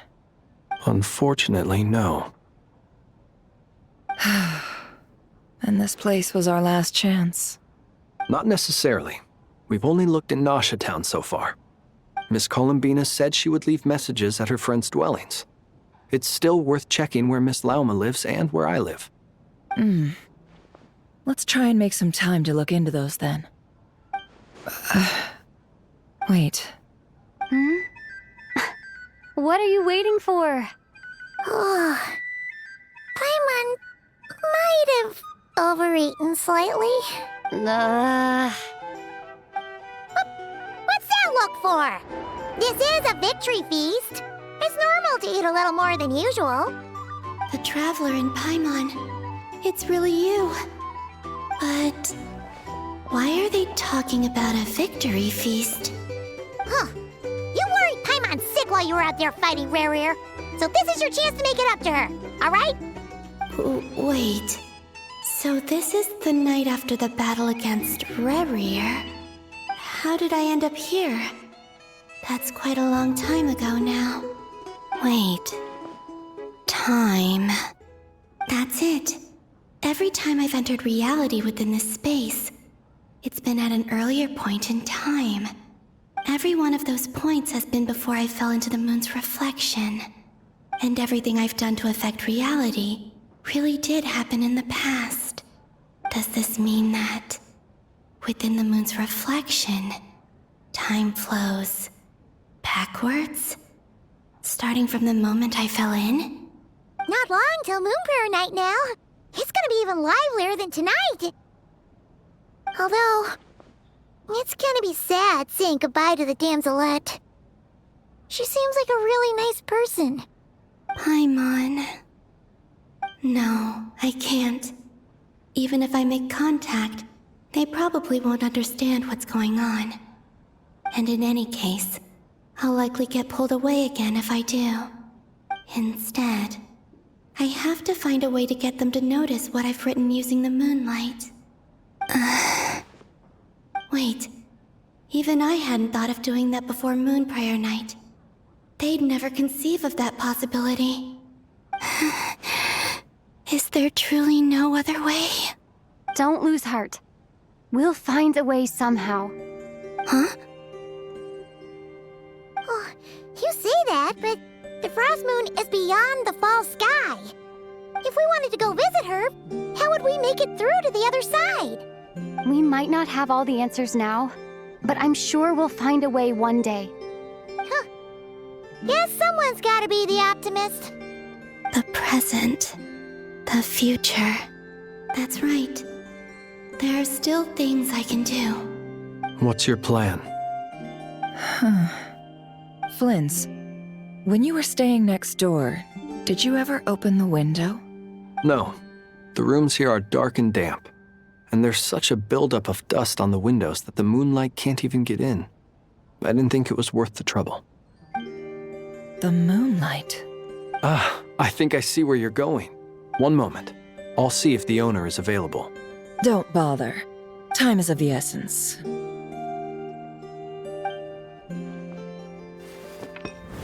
Time.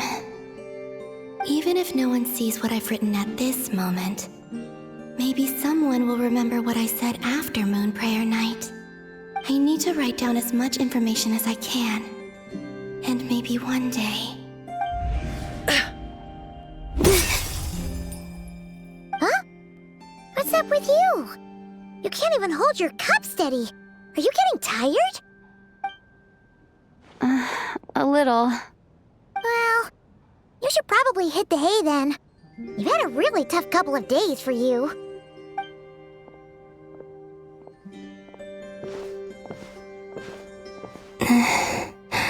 You truly have. You helped defeat Rare, helped me reclaim my name, and you helped the others organize Moon Prayer Night. Wherever you are right now, I'm sure you're still fighting against the injustices of fate. This is all I can leave for them. How I wish I could stay here. But it's time for me to go. I hope to see you again in the next time. And if the opportunity presents itself. I will surely return to your side. Huh. Columbina. She's alive.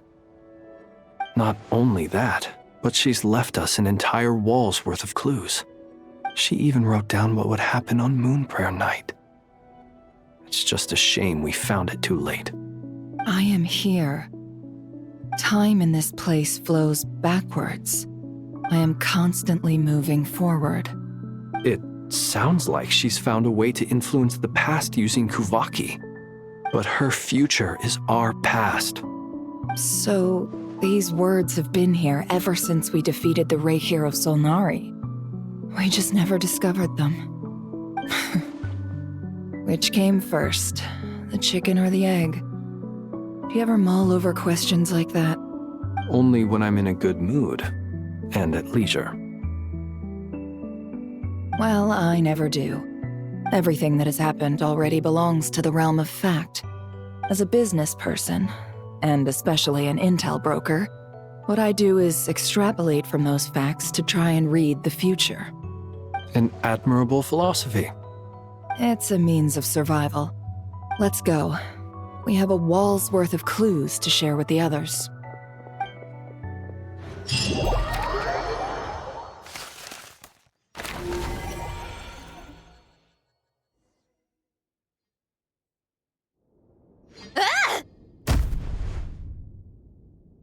It appears that the doctor's energy signature has changed to something similar to Kuvaki, but not like the Kuvaki we're used to. Nod-Krai's Kuvaki devices will only have a limited effect on it. I can see why you've chosen to place your hopes in alchemy instead. Also, I must say these books are rather profound. My subordinates just shipped them in from Fontaine. Some of them are from the Narcissenkreuz Ordo. Some are incident reports from Petrichor, and then there's a few test reports for these junk machines. Additionally, after some further scanning, I've discovered something extremely annoying. What's that? Tevat's skies contain multiple moons. A long time ago, when I did my first scan, I detected 3, just as the legends say. But when I checked again just now, I detected 4 moons. So there's one extra? Yeah. Originally, I thought that if I could still find 3 moons, that would at least mean Columbina's still alive. But then it occurred to me that apart from the frost moon, Tevat's moons are just husks. And husks surely shouldn't show up in the scan, since they're not alive. It's weird, isn't it? If we can't even distinguish between a dead and a living moon, how are we supposed to know whether a moon goddess is still alive? Or does this mean that the moon marrows are equivalent to the moons themselves? It's certainly possible. In which case, the 4th moon you detected may be Dottore artificial creation. So he wasn't bluffing. He really built his own moon marrow. Ugh! I'm so mad right now! It's easy to get overwhelmed when you have too much on your plate. Maybe you need to relax. Perhaps try going for a walk, or simply take a few deep breaths. Nothing can calm me down at a time like this. I need more time, and I need progress.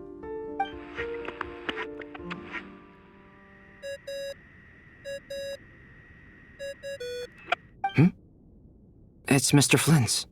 I really hate that ringing tone. Ugh. First the 4 orthants of the Narcissenkreuz, then moon marrows. Now what? Oh, sorry if we're disturbing you. Might I ask what's troubling you? What do you want? We're busy. Are you still at the Curatorium of Secrets? Yeah. Look, everyone else is still out, so there's no hurry. Plus, I'm busy, so I would appreciate if you gave me some space. Even though we have crucial intel to share? Fine, I'm listening. Do you intend to share it via the Dodo communication device? Ordinarily, I would, but this is a unique situation. I think it's best that we discuss it in person. See you at the Curatorium.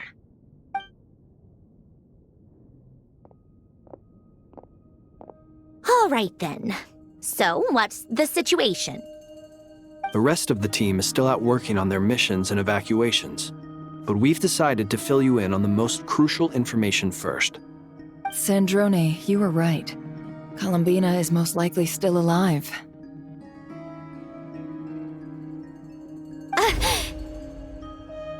That's the best news we've received in a while, by a long way.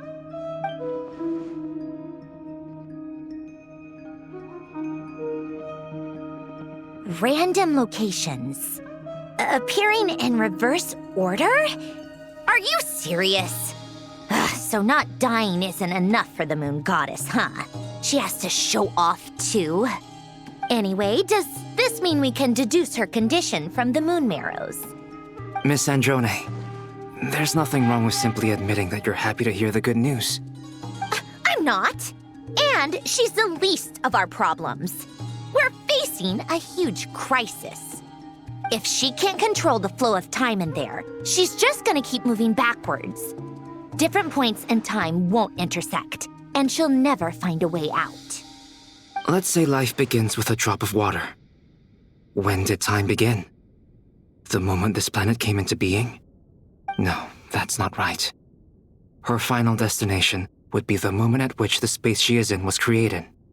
But it doesn't seem like we can influence that space from the outside world. So how can we help her? Also, if she's alive, Rerir and Thelindis might be too. But as far as we know, neither of them have come back out. That space may not have an exit at all. I'm afraid I must concur with Miss Nefer in this. Can't exactly argue with that. Let's leave it there for now. I've taken notes on everything you said. Will it help with your research? I doubt it's gonna help with breaking Dotori's energy fields. But who knows when it might come in handy. Better to have it all written down than try to remember everything when I need it. All right, I need to get back to my research. Mr. Albedo has made a lot of suggestions that will require my undivided attention. Sure, I'll stay here. I have things to work on.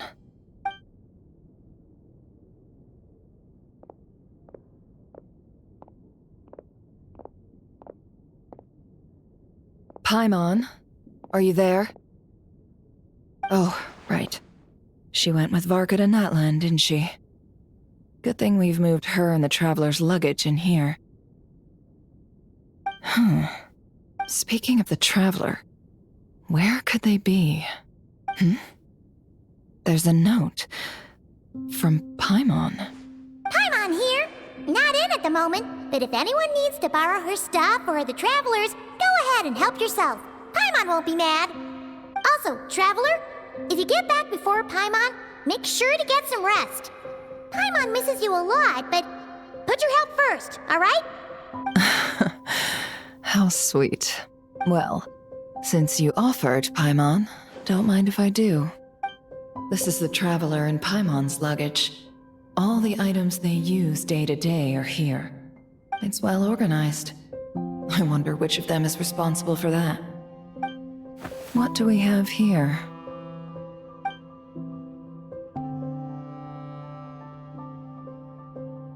The camera captured a special moment that can only occur between people who are close to one another. You can really sense how the photographer feels about their subject. I wonder why this picture was placed outside. Is it because Paimon recently looked at it?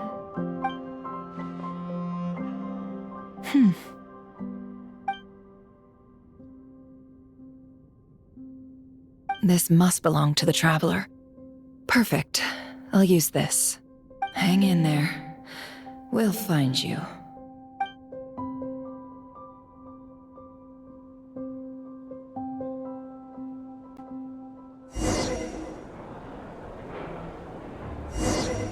Polonia. Search keyword world formula and bring me all relevant books.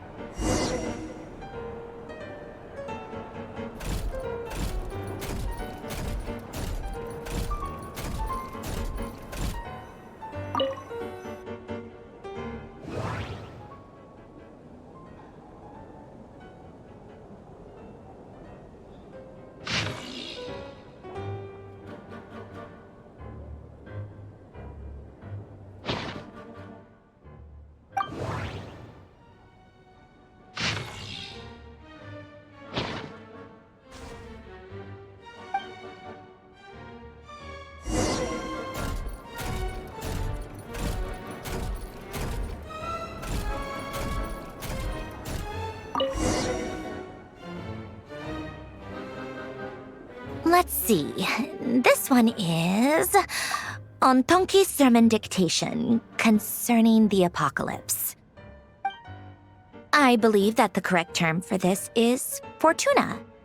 This was an ancient Remorian technology, a wisdom unparalleled. I never imagined that Remorian ideas would be so similar to the diagram I have named, the World Formula. This is strong evidence that human civilization should gradually shed possibilities as it continues to explore and evolve. The end of humankind may well be upon us right now. The sparks of civilization shall run out, unless we consider introducing variables from outside the system. Variables. Surely that can only mean one thing. Descenders? Dottore likely captured the traveler because of her descender status. But the Three Moons' authority comes from the world itself. Why would Dottore need anything beyond that? Where does this variable factor in? The world formula calculates the fate of an entire world. Introducing a variable would therefore give us...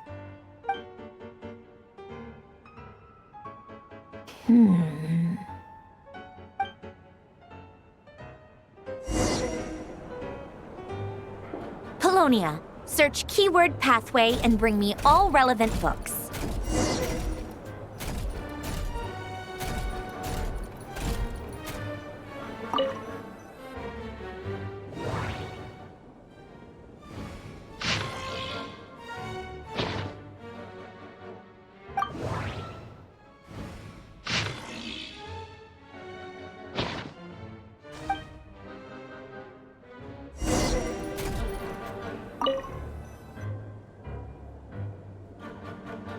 Otonki Sermon Dictation. Explications on the Chemical Marriage. These titles are pretty esoteric. Observe and compute the pathway displayed in the guidance diagram. Deconstructing and reversing its effects could generate potential ideas. So, it's one of Renee's draft lectures. Deconstructing the pathway. I suppose that could lead to a breakthrough.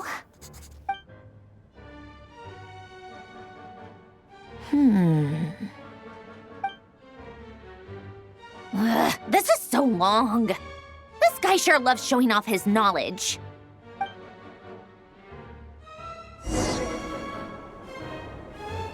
Polonia, search keyword tree model and bring me all relevant books.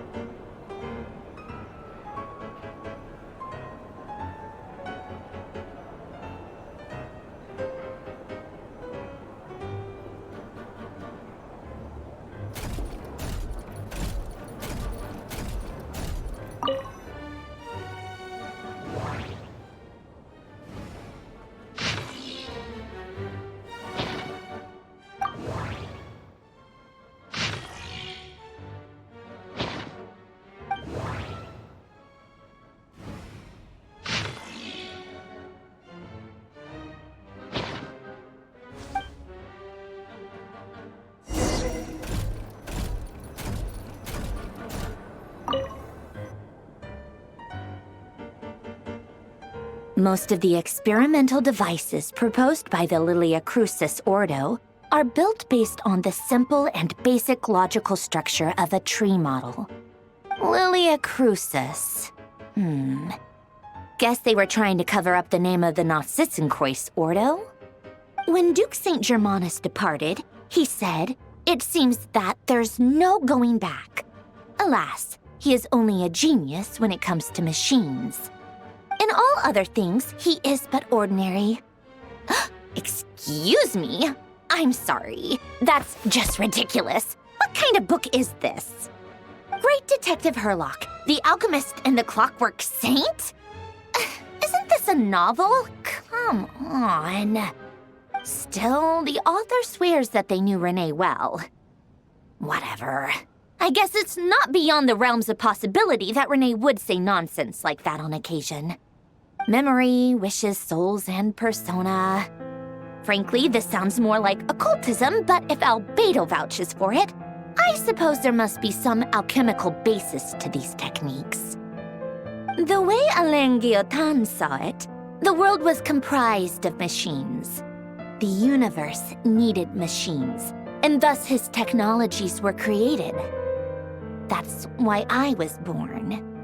René, his full name was René de Petrichor, if I recall correctly. Sounds like he and the town must be intricately connected. That place was also the source of most of our information regarding Remurian civilization. Seems like some of his projects were based on their technology. The cutting of souls and storing them in vessels. These seemingly unrelated techniques underpinned René's research.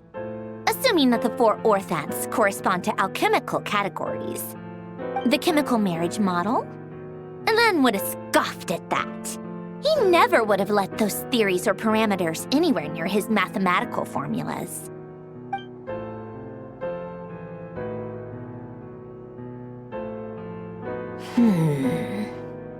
What was Alain's view on René? I know he mentioned the name, albeit very rarely. Oh, now I remember. Alain's old notes are here too. They mentioned René once. René seemed most out of sorts when he spoke to me. A lack of sweet foods has dulled his mind, I should think. Either way, his words are not to be believed. Yep, that sounds like Alain. My subordinates actually did a half-decent job digging out all these materials. Makes a change. Good for them. Some of Alain's old files are completely consistent with these records. He must have gotten them from the Tower of Gestalt. I never knew he got his hands on René's records that early. He may have kept them, but he never even attempted to use them. Didn't believe a word they said.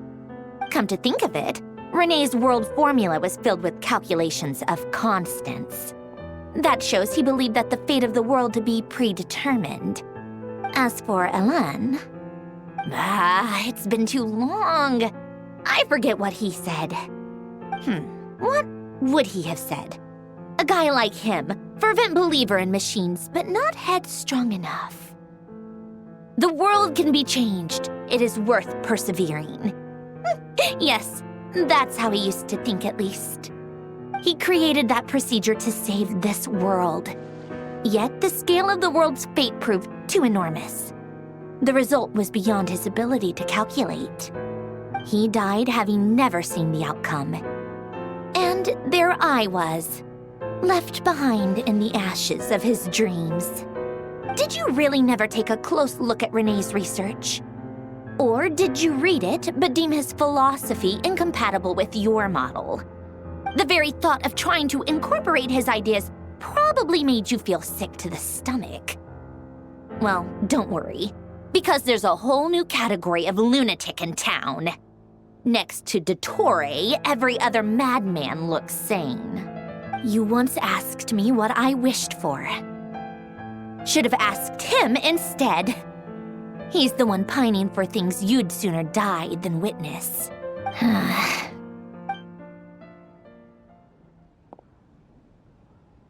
Even the tiniest variable can make big waves in the present.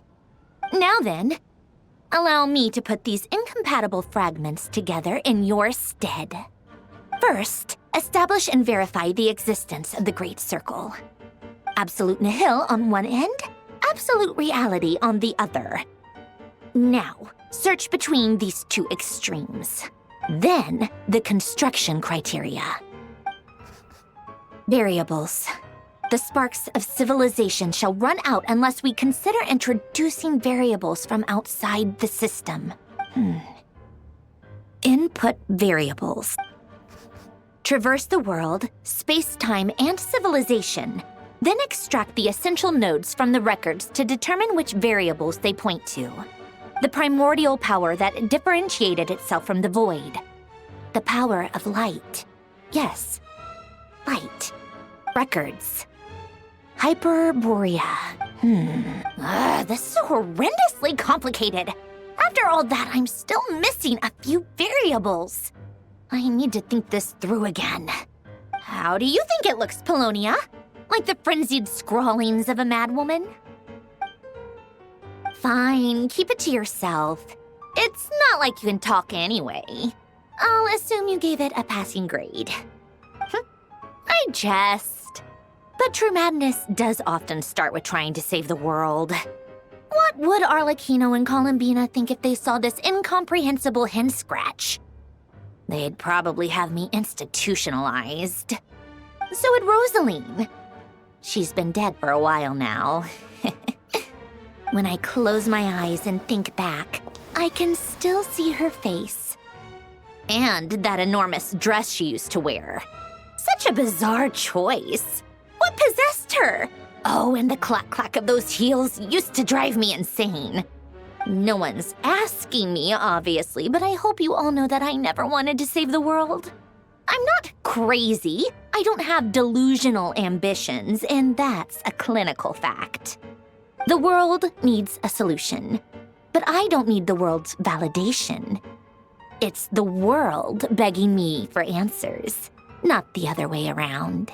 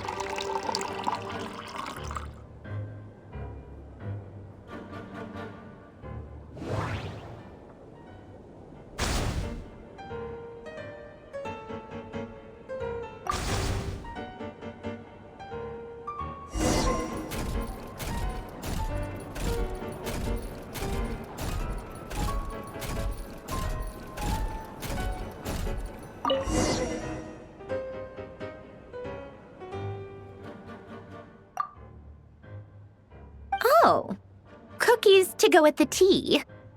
Let's see. They must be from that person who brought those documents. I see they're from Hotel de Boer. Something's written on the box. We are proud to present this homage to the Fortress of Meropede's fun-filled mill collection system. Fortune cookies. Have a lucky start to your day. Sounds like a dumb gimmick to me. Be early to bed and early to rise. Get plenty of sun and drink plenty of water. Then things will surely go well for you. What? Are you kidding me? Somehow I doubt that an early night and a glass of water is magically gonna save a world on the brink of existential peril.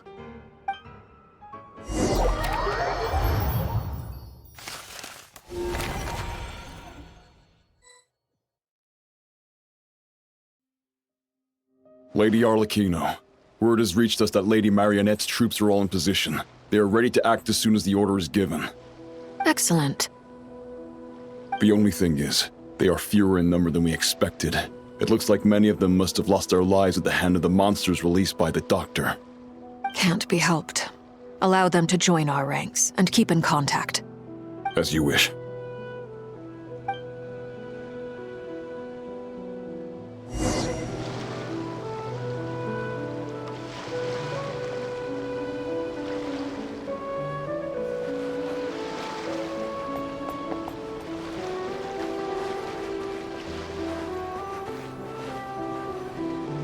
It's been a while, Arlecchino. You look well. Did Dottore really have to build his lab right on the sole path between Snezhnaya and Nod-Krai? Had to go on a huge detour to stay out of its line of sight. Sounds like an arduous journey. I assume you've brought word from Her Majesty? Of course, all part of the job. Firstly, the Tsaritsa has authorized Fatui Internal Affairs to review Dottore's case. They will reach a formal verdict on whether he has turned traitor and whether he poses a threat to Snezhnaya. While they're working on that, I've been ordered to come and receive the refugees from Nod-Krai. They are nearby. My team will escort you to them shortly. Great. Aside from that, Her Majesty has a message for you and Sandrone personally. Huh? Where is Sandrone? She stayed behind to work since I was making the trip anyway. It seemed sensible to have one person on standby at base while the other came out to meet you.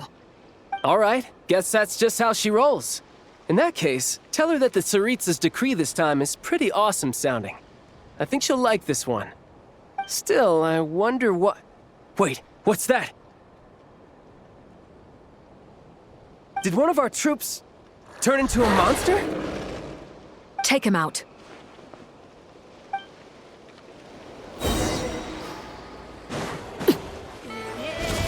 Laid bare.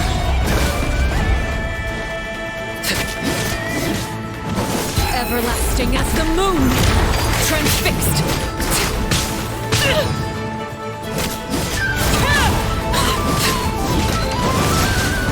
You've gotten stronger, Arlecchino.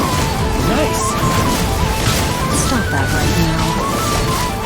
I appreciate the praise, but I am not fighting you today. I can't believe it. He was a living, breathing human one moment, and the next... Another fine piece of work by our dear colleague, I'm afraid. What in the world has been going on in Nod-Krai? A lot. But long story short, Dottore stole 2 moon marrows that should have belonged to Columbina, then built a 3rd moon marrow of his own to concentrate the Trilunar Authority in his hands. What? What do you mean he built a moon marrow?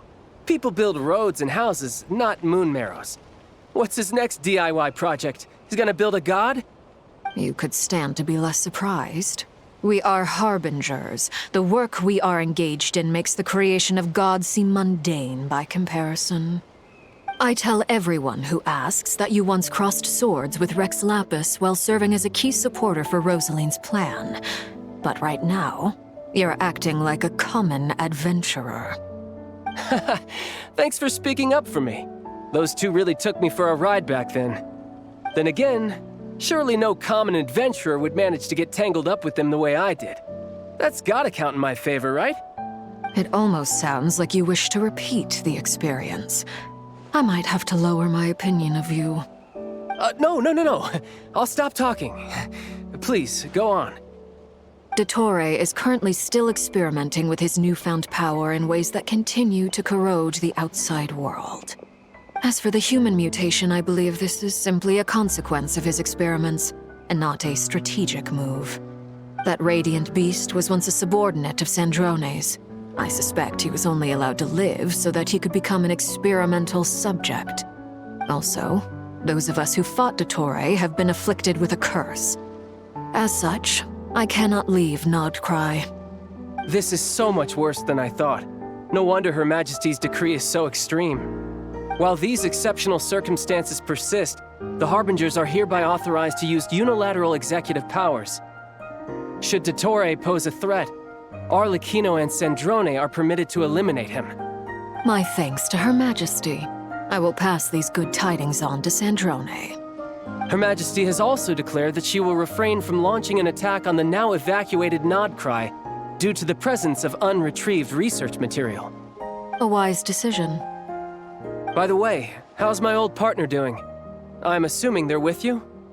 Partner? You mean the Traveler? I'm afraid I have bad news. She was captured after our failed assault on Dottore's lab. Her whereabouts are currently unknown. What? Why? Since when does Dottore have a bone to pick with her? That is indeed the question. I'm not sure he does. He must have some other goal in mind. This won't do. I have to rescue her. You can't. We have no idea where the Traveler is. What am I supposed to do then? Stand here twiddling my thumbs? Sandrone is working on it. The best thing you can do right now is complete your mission. Fine. I guess I'll leave this to you then. One last thing. Tell the Rooster to get the message out to the gods and citizens of every nation in Teyvat. Beware. An uncontrollable pollution is spreading forth from Nod-Krai. The source of that pollution is a madman drunk on the success of his experiments. The Fatui and our allies will endeavor to contain the threat. However, If Nod-Krai falls, things are likely to escalate. Considering Dottore is one of our own, all Fatui stationed in Nod-Krai consider it our duty to stay and fight him to the bitter end. Whatever the cost. Hey, don't be too pessimistic. If it comes to it, I'm sure Her Majesty won't stand by and do nothing. I hope you're right.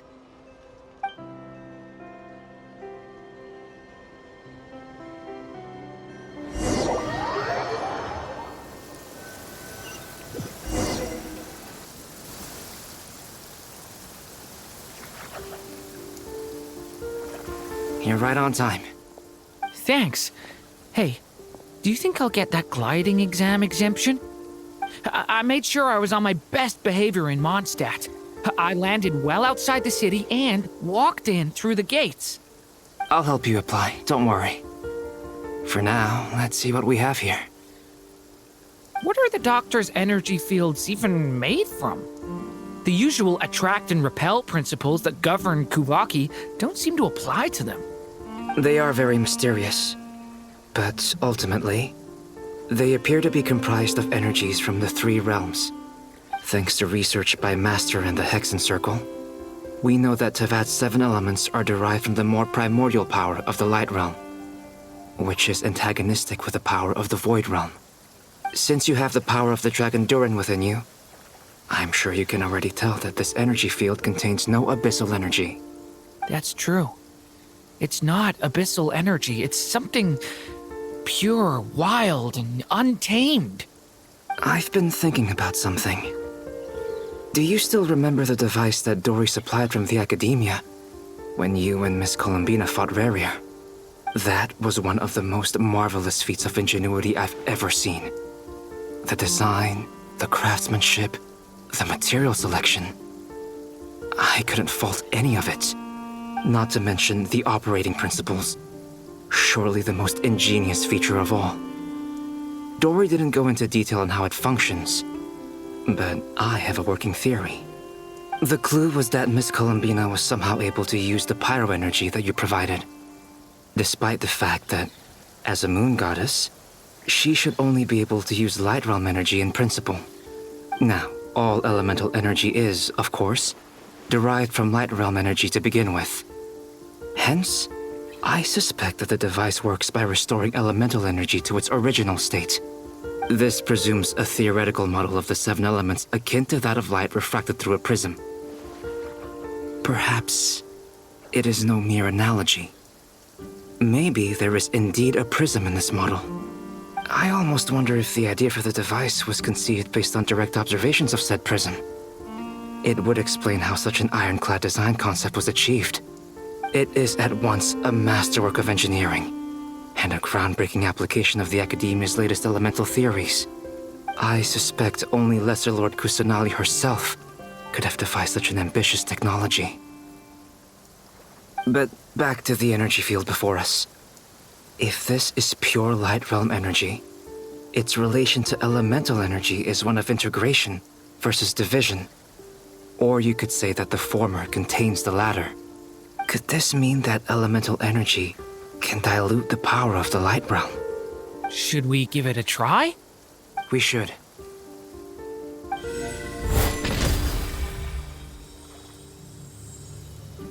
Ha! It works! Clear signs of disruption were detected at the periphery of the energy field. This indicates that elemental energy can disturb or even negate the field. Now you try.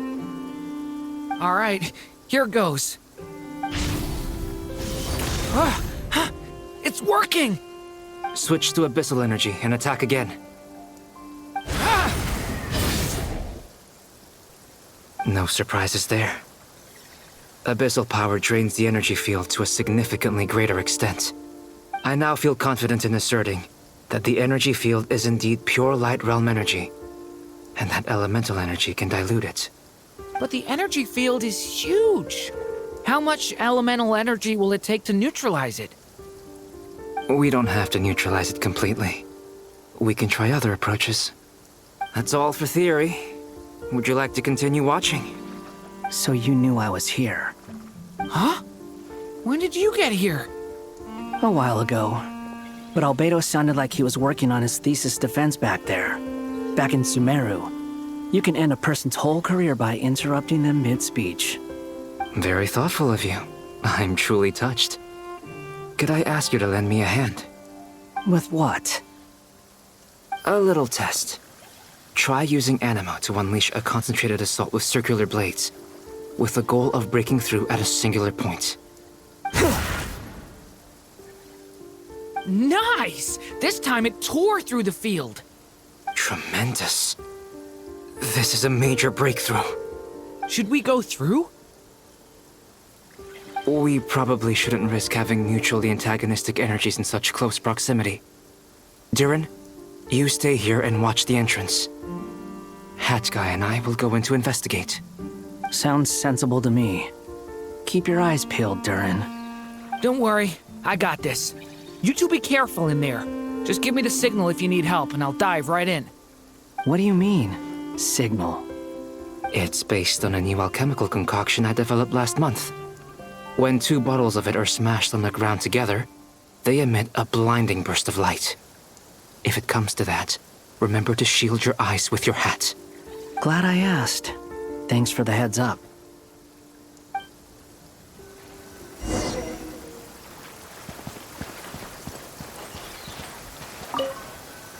Like I thought.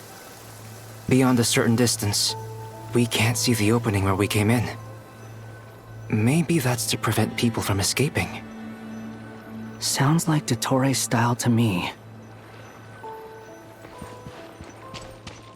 Not much has changed. Things are basically the same here as they were before the energy field appeared.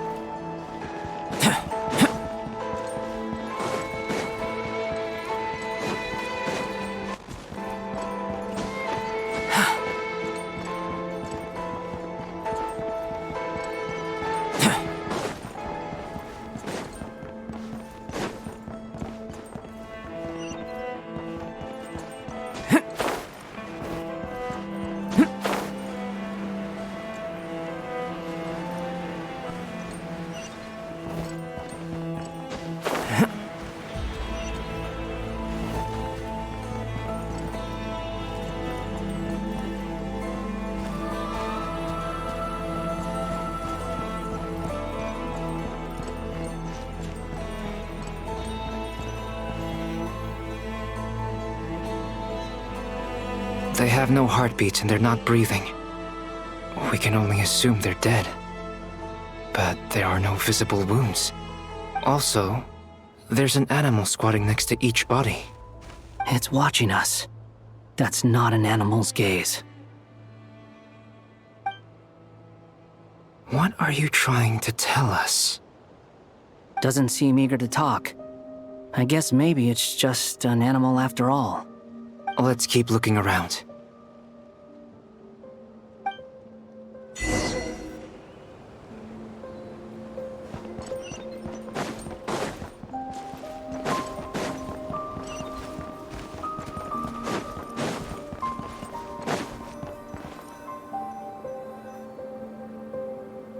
Same situation everywhere. Not a living soul in sight. Just countless bodies with animals standing watch over them. Well, I think we can safely rule out the possibility that they're all pets. Is skirting around the topic your way of showing consideration for other people's feelings? Just being cautious.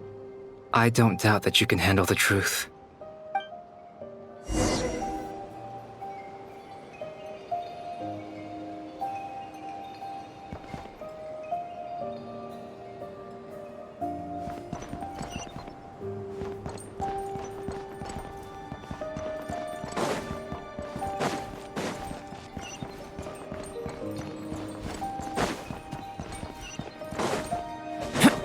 Careful. Please. Help us. Please. Over there. I hear a voice.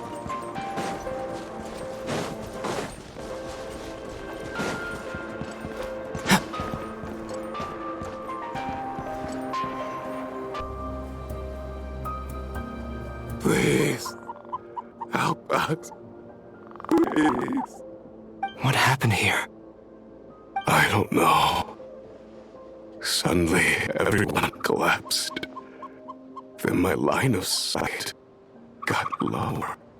I still have some of my senses left. I gotta get out of here.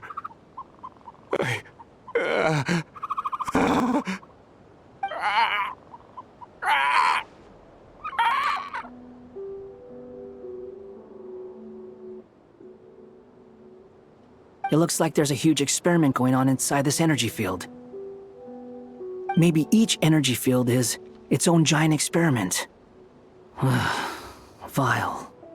He's swapping human minds with those of animals. Even without the other circumstances, this would be an extremely radical experiment. Those people may have lost their sense of selves, but they are not fully animals either. If they were, they would have left. But instead, their instincts are driving them to remain by their dead bodies.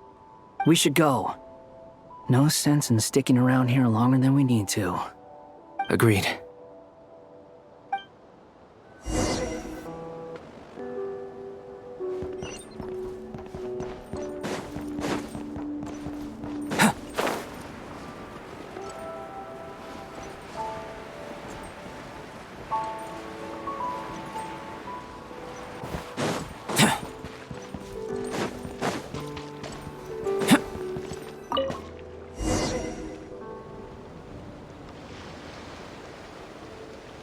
You're back! Everything okay? We saw some things that take a strong stomach. Otherwise, we're fine. We should share our findings with the others.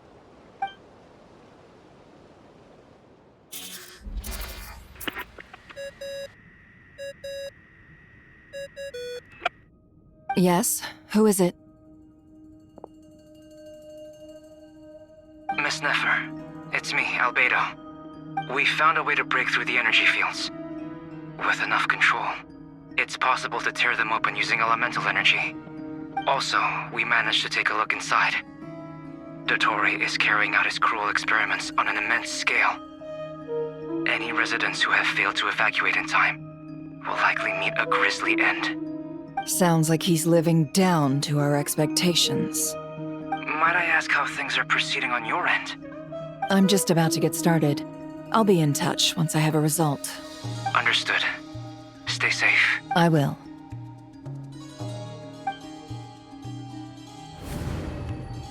Well, Nefer, I'll link up with you once my tasks are complete. What makes you think I'd need you to do that? I'll need it. And considering the way you approach certain matters, I think you'll be better off with me present.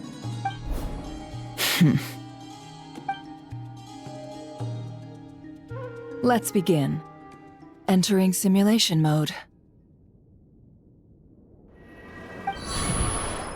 A vast wasteland. Is this the Traveler's inner world? I was expecting something more vibrant, to be honest. Wait, someone's there. What are you looking at? In that case, I'll look at it with you. I want to know all about everything you've seen and experienced. Is there somewhere I should return to? Or should I stay here and be the hero everyone says I am? I don't dislike my current life. Roaming the land, fighting battles, accomplishing missions, earning a living, looking after Paimon. It's not so bad. I guess the only thing that's missing is that you're not here with me. This is the conscious layer, which contains a person's true feelings. It is filled with both longing and kindness. I suppose anyone who lives long enough ends up wishing for someone who can't be there. Maybe it's the only way we can feel truly alive. Time to delve a little deeper.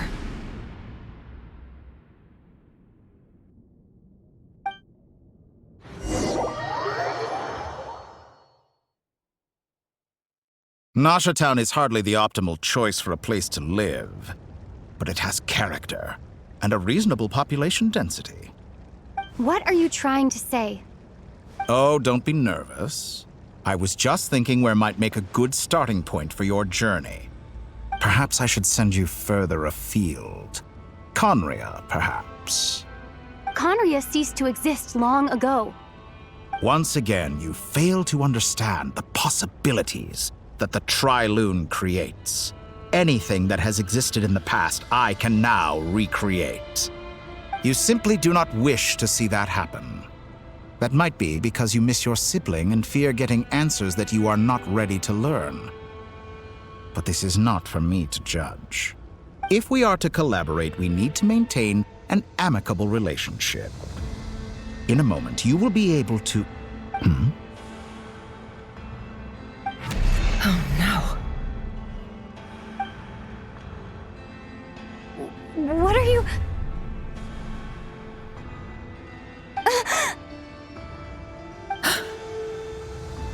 What are you gonna do? Don't move. Something unwanted has crept into... Oh? Gone as quickly as it came.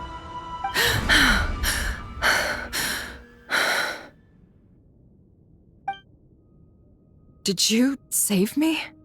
If I hadn't cut the connection, Dottore might have caught you from the other side and destroyed you. This was a good idea, but once is plenty. You were exceptionally brave. Excellent work. Thanks, but now's not the time for that.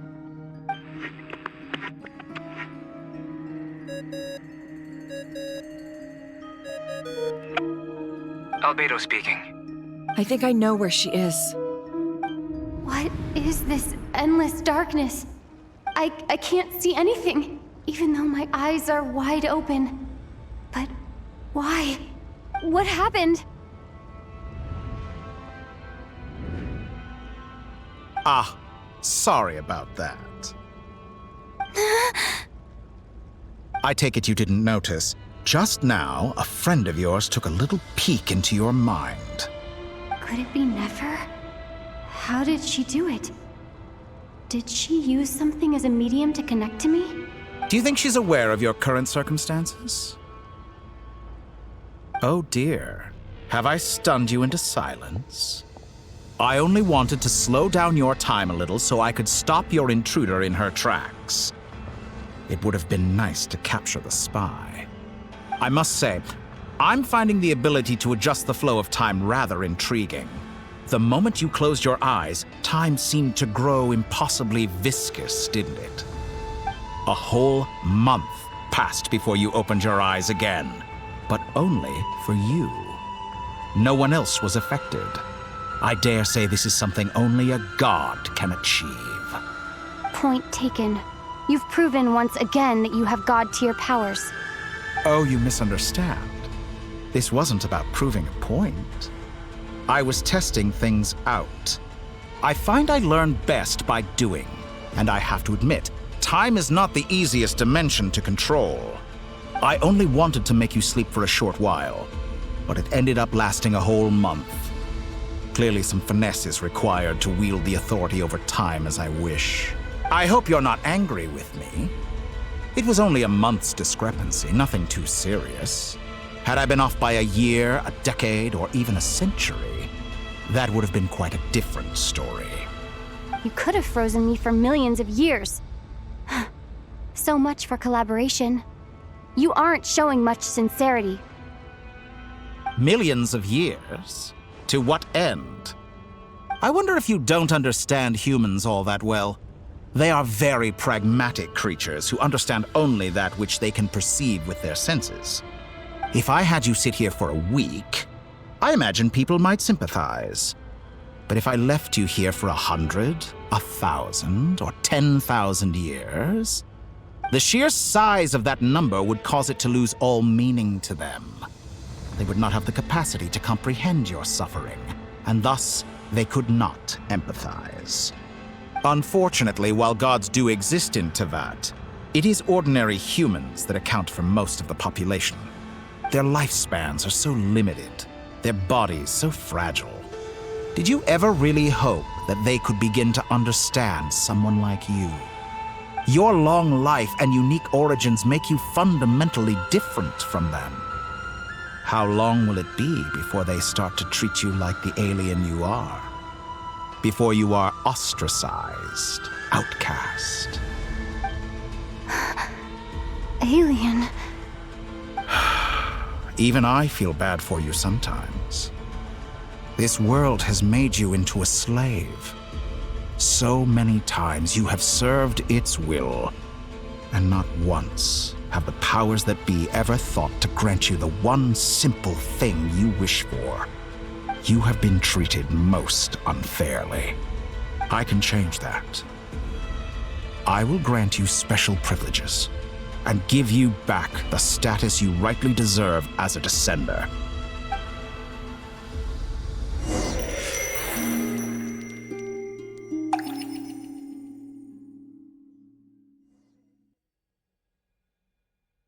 I've entered the past 3 times at this point, but I still have so many questions. For instance, beyond each point being further back in time than the last, what determines the specific locations at which I can make entry? So far, the common thread linking all 3 scenarios is that the Traveler has been present. But it's more than that. I know I sensed something familiar around her. What was it? I'll keep this question in mind as I carry on.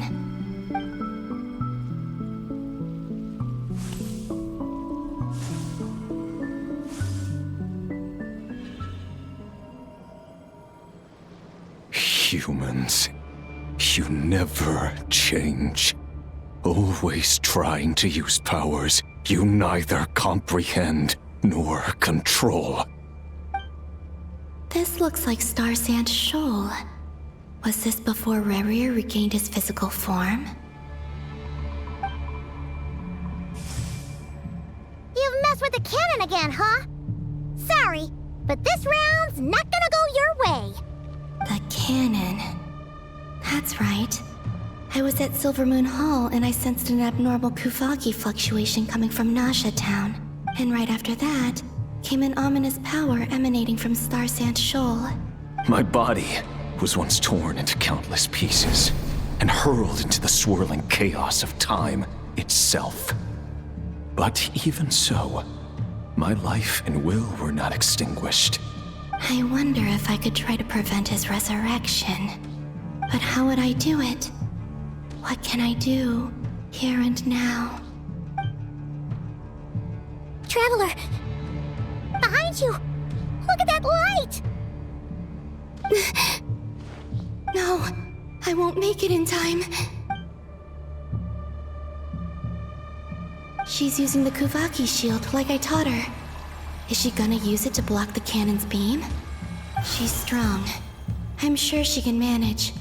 But the force released when the beam impacts the shield might lead to collateral damage. Easy Island. The Frost Moon Scions will be exposed to lethal levels of Kuvaki. A question, if I may. Kind Miss Columbina. When the cannon's Kuvaki beam was deflected earlier, I saw several bolts of energy streak toward Hisi Island, only to be blocked. Did you also have a hand in that? Maybe that really was me after all. Well, future me. But I don't know if I have enough power left. Sigi sato pasa sax, niti ipotuftos. There's no time. Osestikos paratin tiram tu risuiku, topir tu aithion feraton. I have to make it. Oh, Frost Moon. Oh, great land. Oh, slumbering moonlight of Nod-Krai. If you can hear me, if you can sense my call, then please, heed me once more!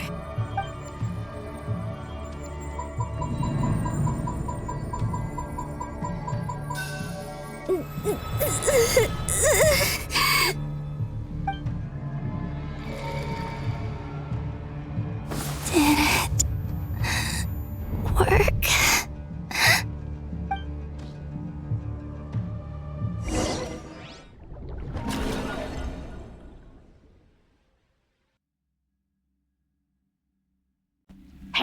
wake up.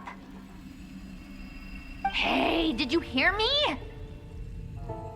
Columbina, I said wake up, now! Oh, good morning, Sandrone. It's 3 in the afternoon, actually. And could you kindly not use my quarters as your personal nap room next time? But I feel so safe here. And your coffee, right? It's so bitter, but it smells lovely. It's like you were raised by wolves in a forest or something. What did you drink growing up? Grass tea? The Frost Moon Scions certainly led a more frugal existence than the Fatui. Then I'll bet you've never eaten one of these before. It smells delicious. That's because it's a Fontanian recipe. I had a little free time today, so I made a batch. Rosaline will be here shortly, but if you really can't wait, I guess you can go ahead and... Hey, at least let me finish before you start eating! Did the Frost Moon Scions not teach you basic table manners? Or did the rules not apply to you because you're the high and mighty moon goddess? These are so tasty. Of course they are. I made them. I was worried they might contain traces of machine oil. What?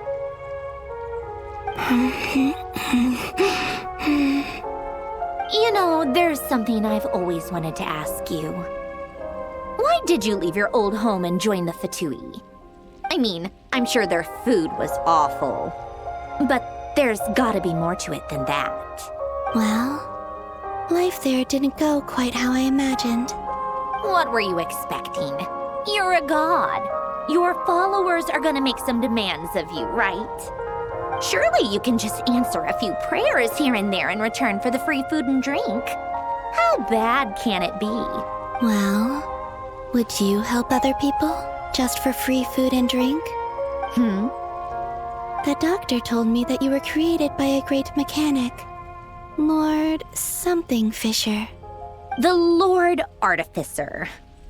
Ugh, some people can't keep their mouths shut. Oh, Lord Artificer. And didn't he have something to do with the, narcissist? Narcissenkreuz Ordo. Yes, that was it. Narcissenkreuz Ordo. So, would you try to fulfill their wishes? You must be joking. I wouldn't go even if they paid me. I don't even know them. Exactly. Well, I felt the same way. I did not know the people who made demands of me. What do you know? We're on the same page for once. In his later years, Alan did ask me if there was anything I wanted to do. If I had any wishes of my own. Well, I don't. And I'm not in any mood to fulfill someone else's either. Who's Alain? He was the... You know what? Never mind. You're not gonna remember. Anyway, the point I'm trying to make is, neither of us is the self-sacrificing type. Let me ask you this. What sort of place would you like to live in, if you could choose? A place where people don't ask me for things I cannot give them. Where they don't worship me, or fear me, but just want to chat with me like a normal person. I'd also like the freedom to come and go as I please. And ideally, it would be somewhere with the smell of coffee and snacks. Not to burst your bubble, but no such place exists in the world. Now, take your snacks and scram.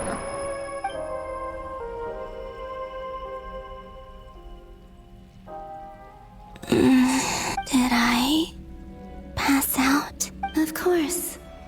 I'm back here again. I dreamed of events from my past. Sandrone. Traveler, I miss you all so much. Back there. I guess I managed to harness all the Kuvaki energy on Hisi Island. But how did I do it?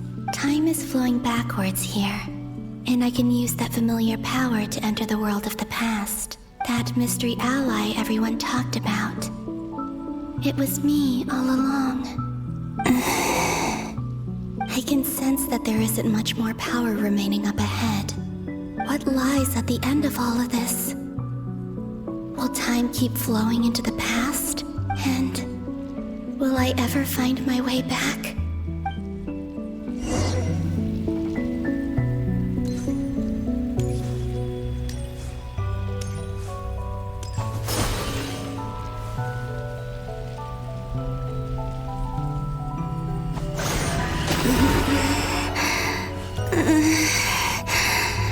It's getting harder and harder to use my power.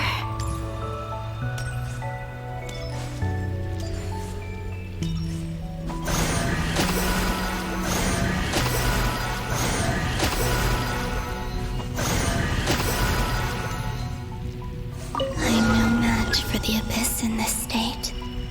I need to avoid the contaminated fragments.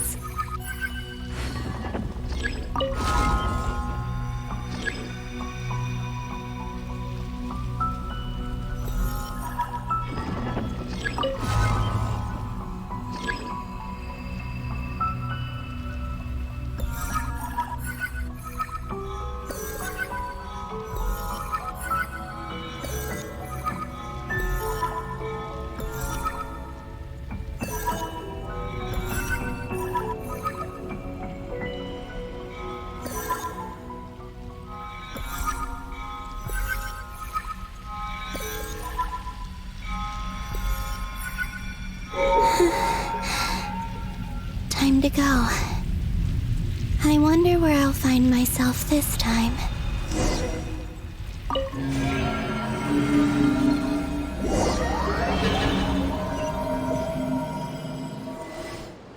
The Final Night Cemetery. This is where Flint's is based. Or not! How are we supposed to read through this many files? Difficult, yes, but it is also our most efficient option. Seems like they're searching for information. Oh, I remember. Flint and Varka talked about some files on the Wild Hunt. Was this my doing too? To expose the true intentions of this Rereer, we need to dive into Nod-Krai's history. Are my actions changing the past? Or are they simply completing a process? Is all of this inevitable? Or am I the one making these decisions? If I choose not to help them now, will it change how things turn out? Hope we don't land on our heads then. They're my friends. I can't not help them.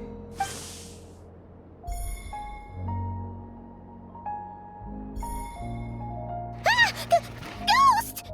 And the other one was... here. Hey! Another file's moving!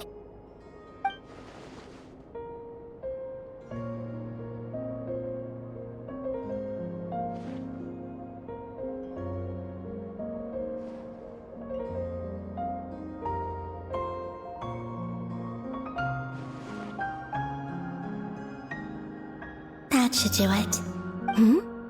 Luanatar? You can sense my presence? Wait!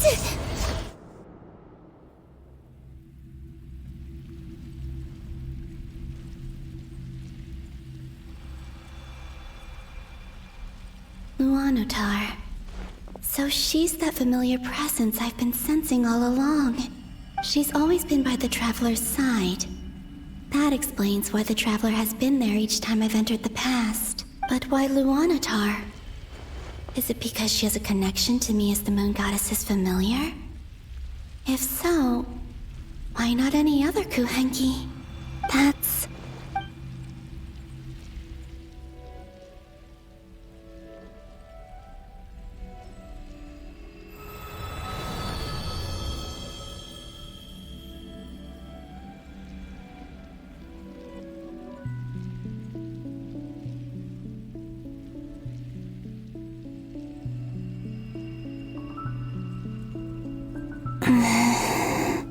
I cannot sense any power up ahead. just a void, stretching out into infinity. This is likely my final chance to enter the past. It's now or never. I have to find a way back.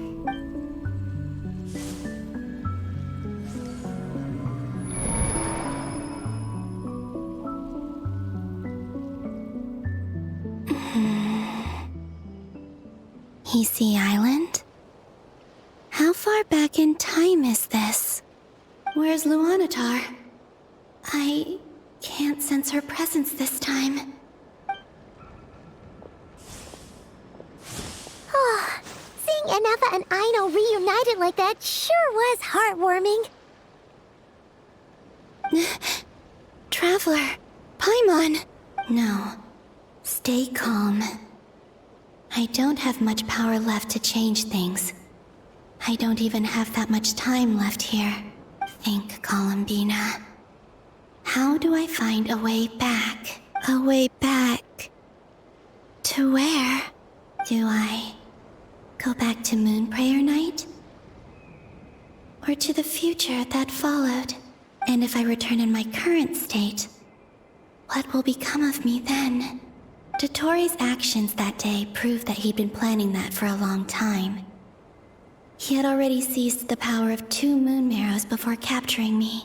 Even if I managed to get back, how can I fight against him when he wields the Tri-Lune Authority? I can't.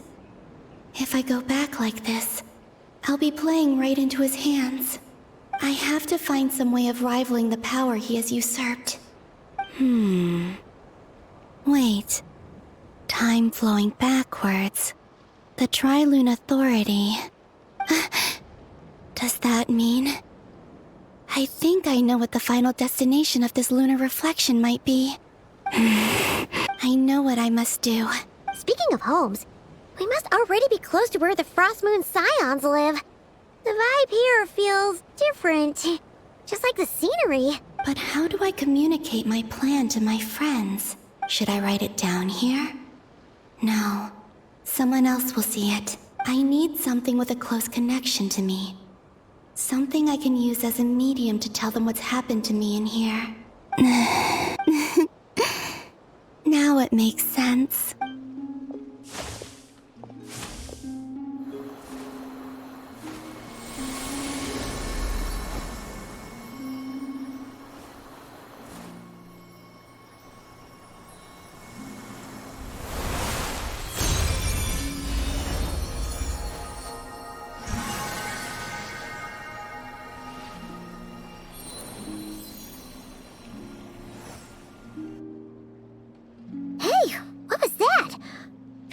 Some sort of breeze blew by, and then the petals suddenly turned into... Huh? It was I who brought Luanatar into being. I gave up a piece of my own soul to create her. That's why I could sense a familiar power from the moment I entered this space. It also explains why she's been present in every past location that I've entered. Because we have a deep connection. Hey there! What's your name? And the reason why there are no more gates to the past after this point is that Luanatar hadn't been born then. No wonder I sensed the trace of a blessing when we first met. But I still didn't recognize the soul hidden within you. Back then, I was just a little lost dove. I had yet to become Columbina Hyposelenia. Go on now. We've got stuff to do. Best you find someone else to hang out with. Hey, you scared it off. I'll be counting on you. Remember to stay by the traveler's side, guide her, and help her in my stead. Oh, and bring her to the garden where the moon prayer blossoms grow. There's a little lost dove there who will need her help. Go on. You too. Go and live your story. As for mine must go in a different direction.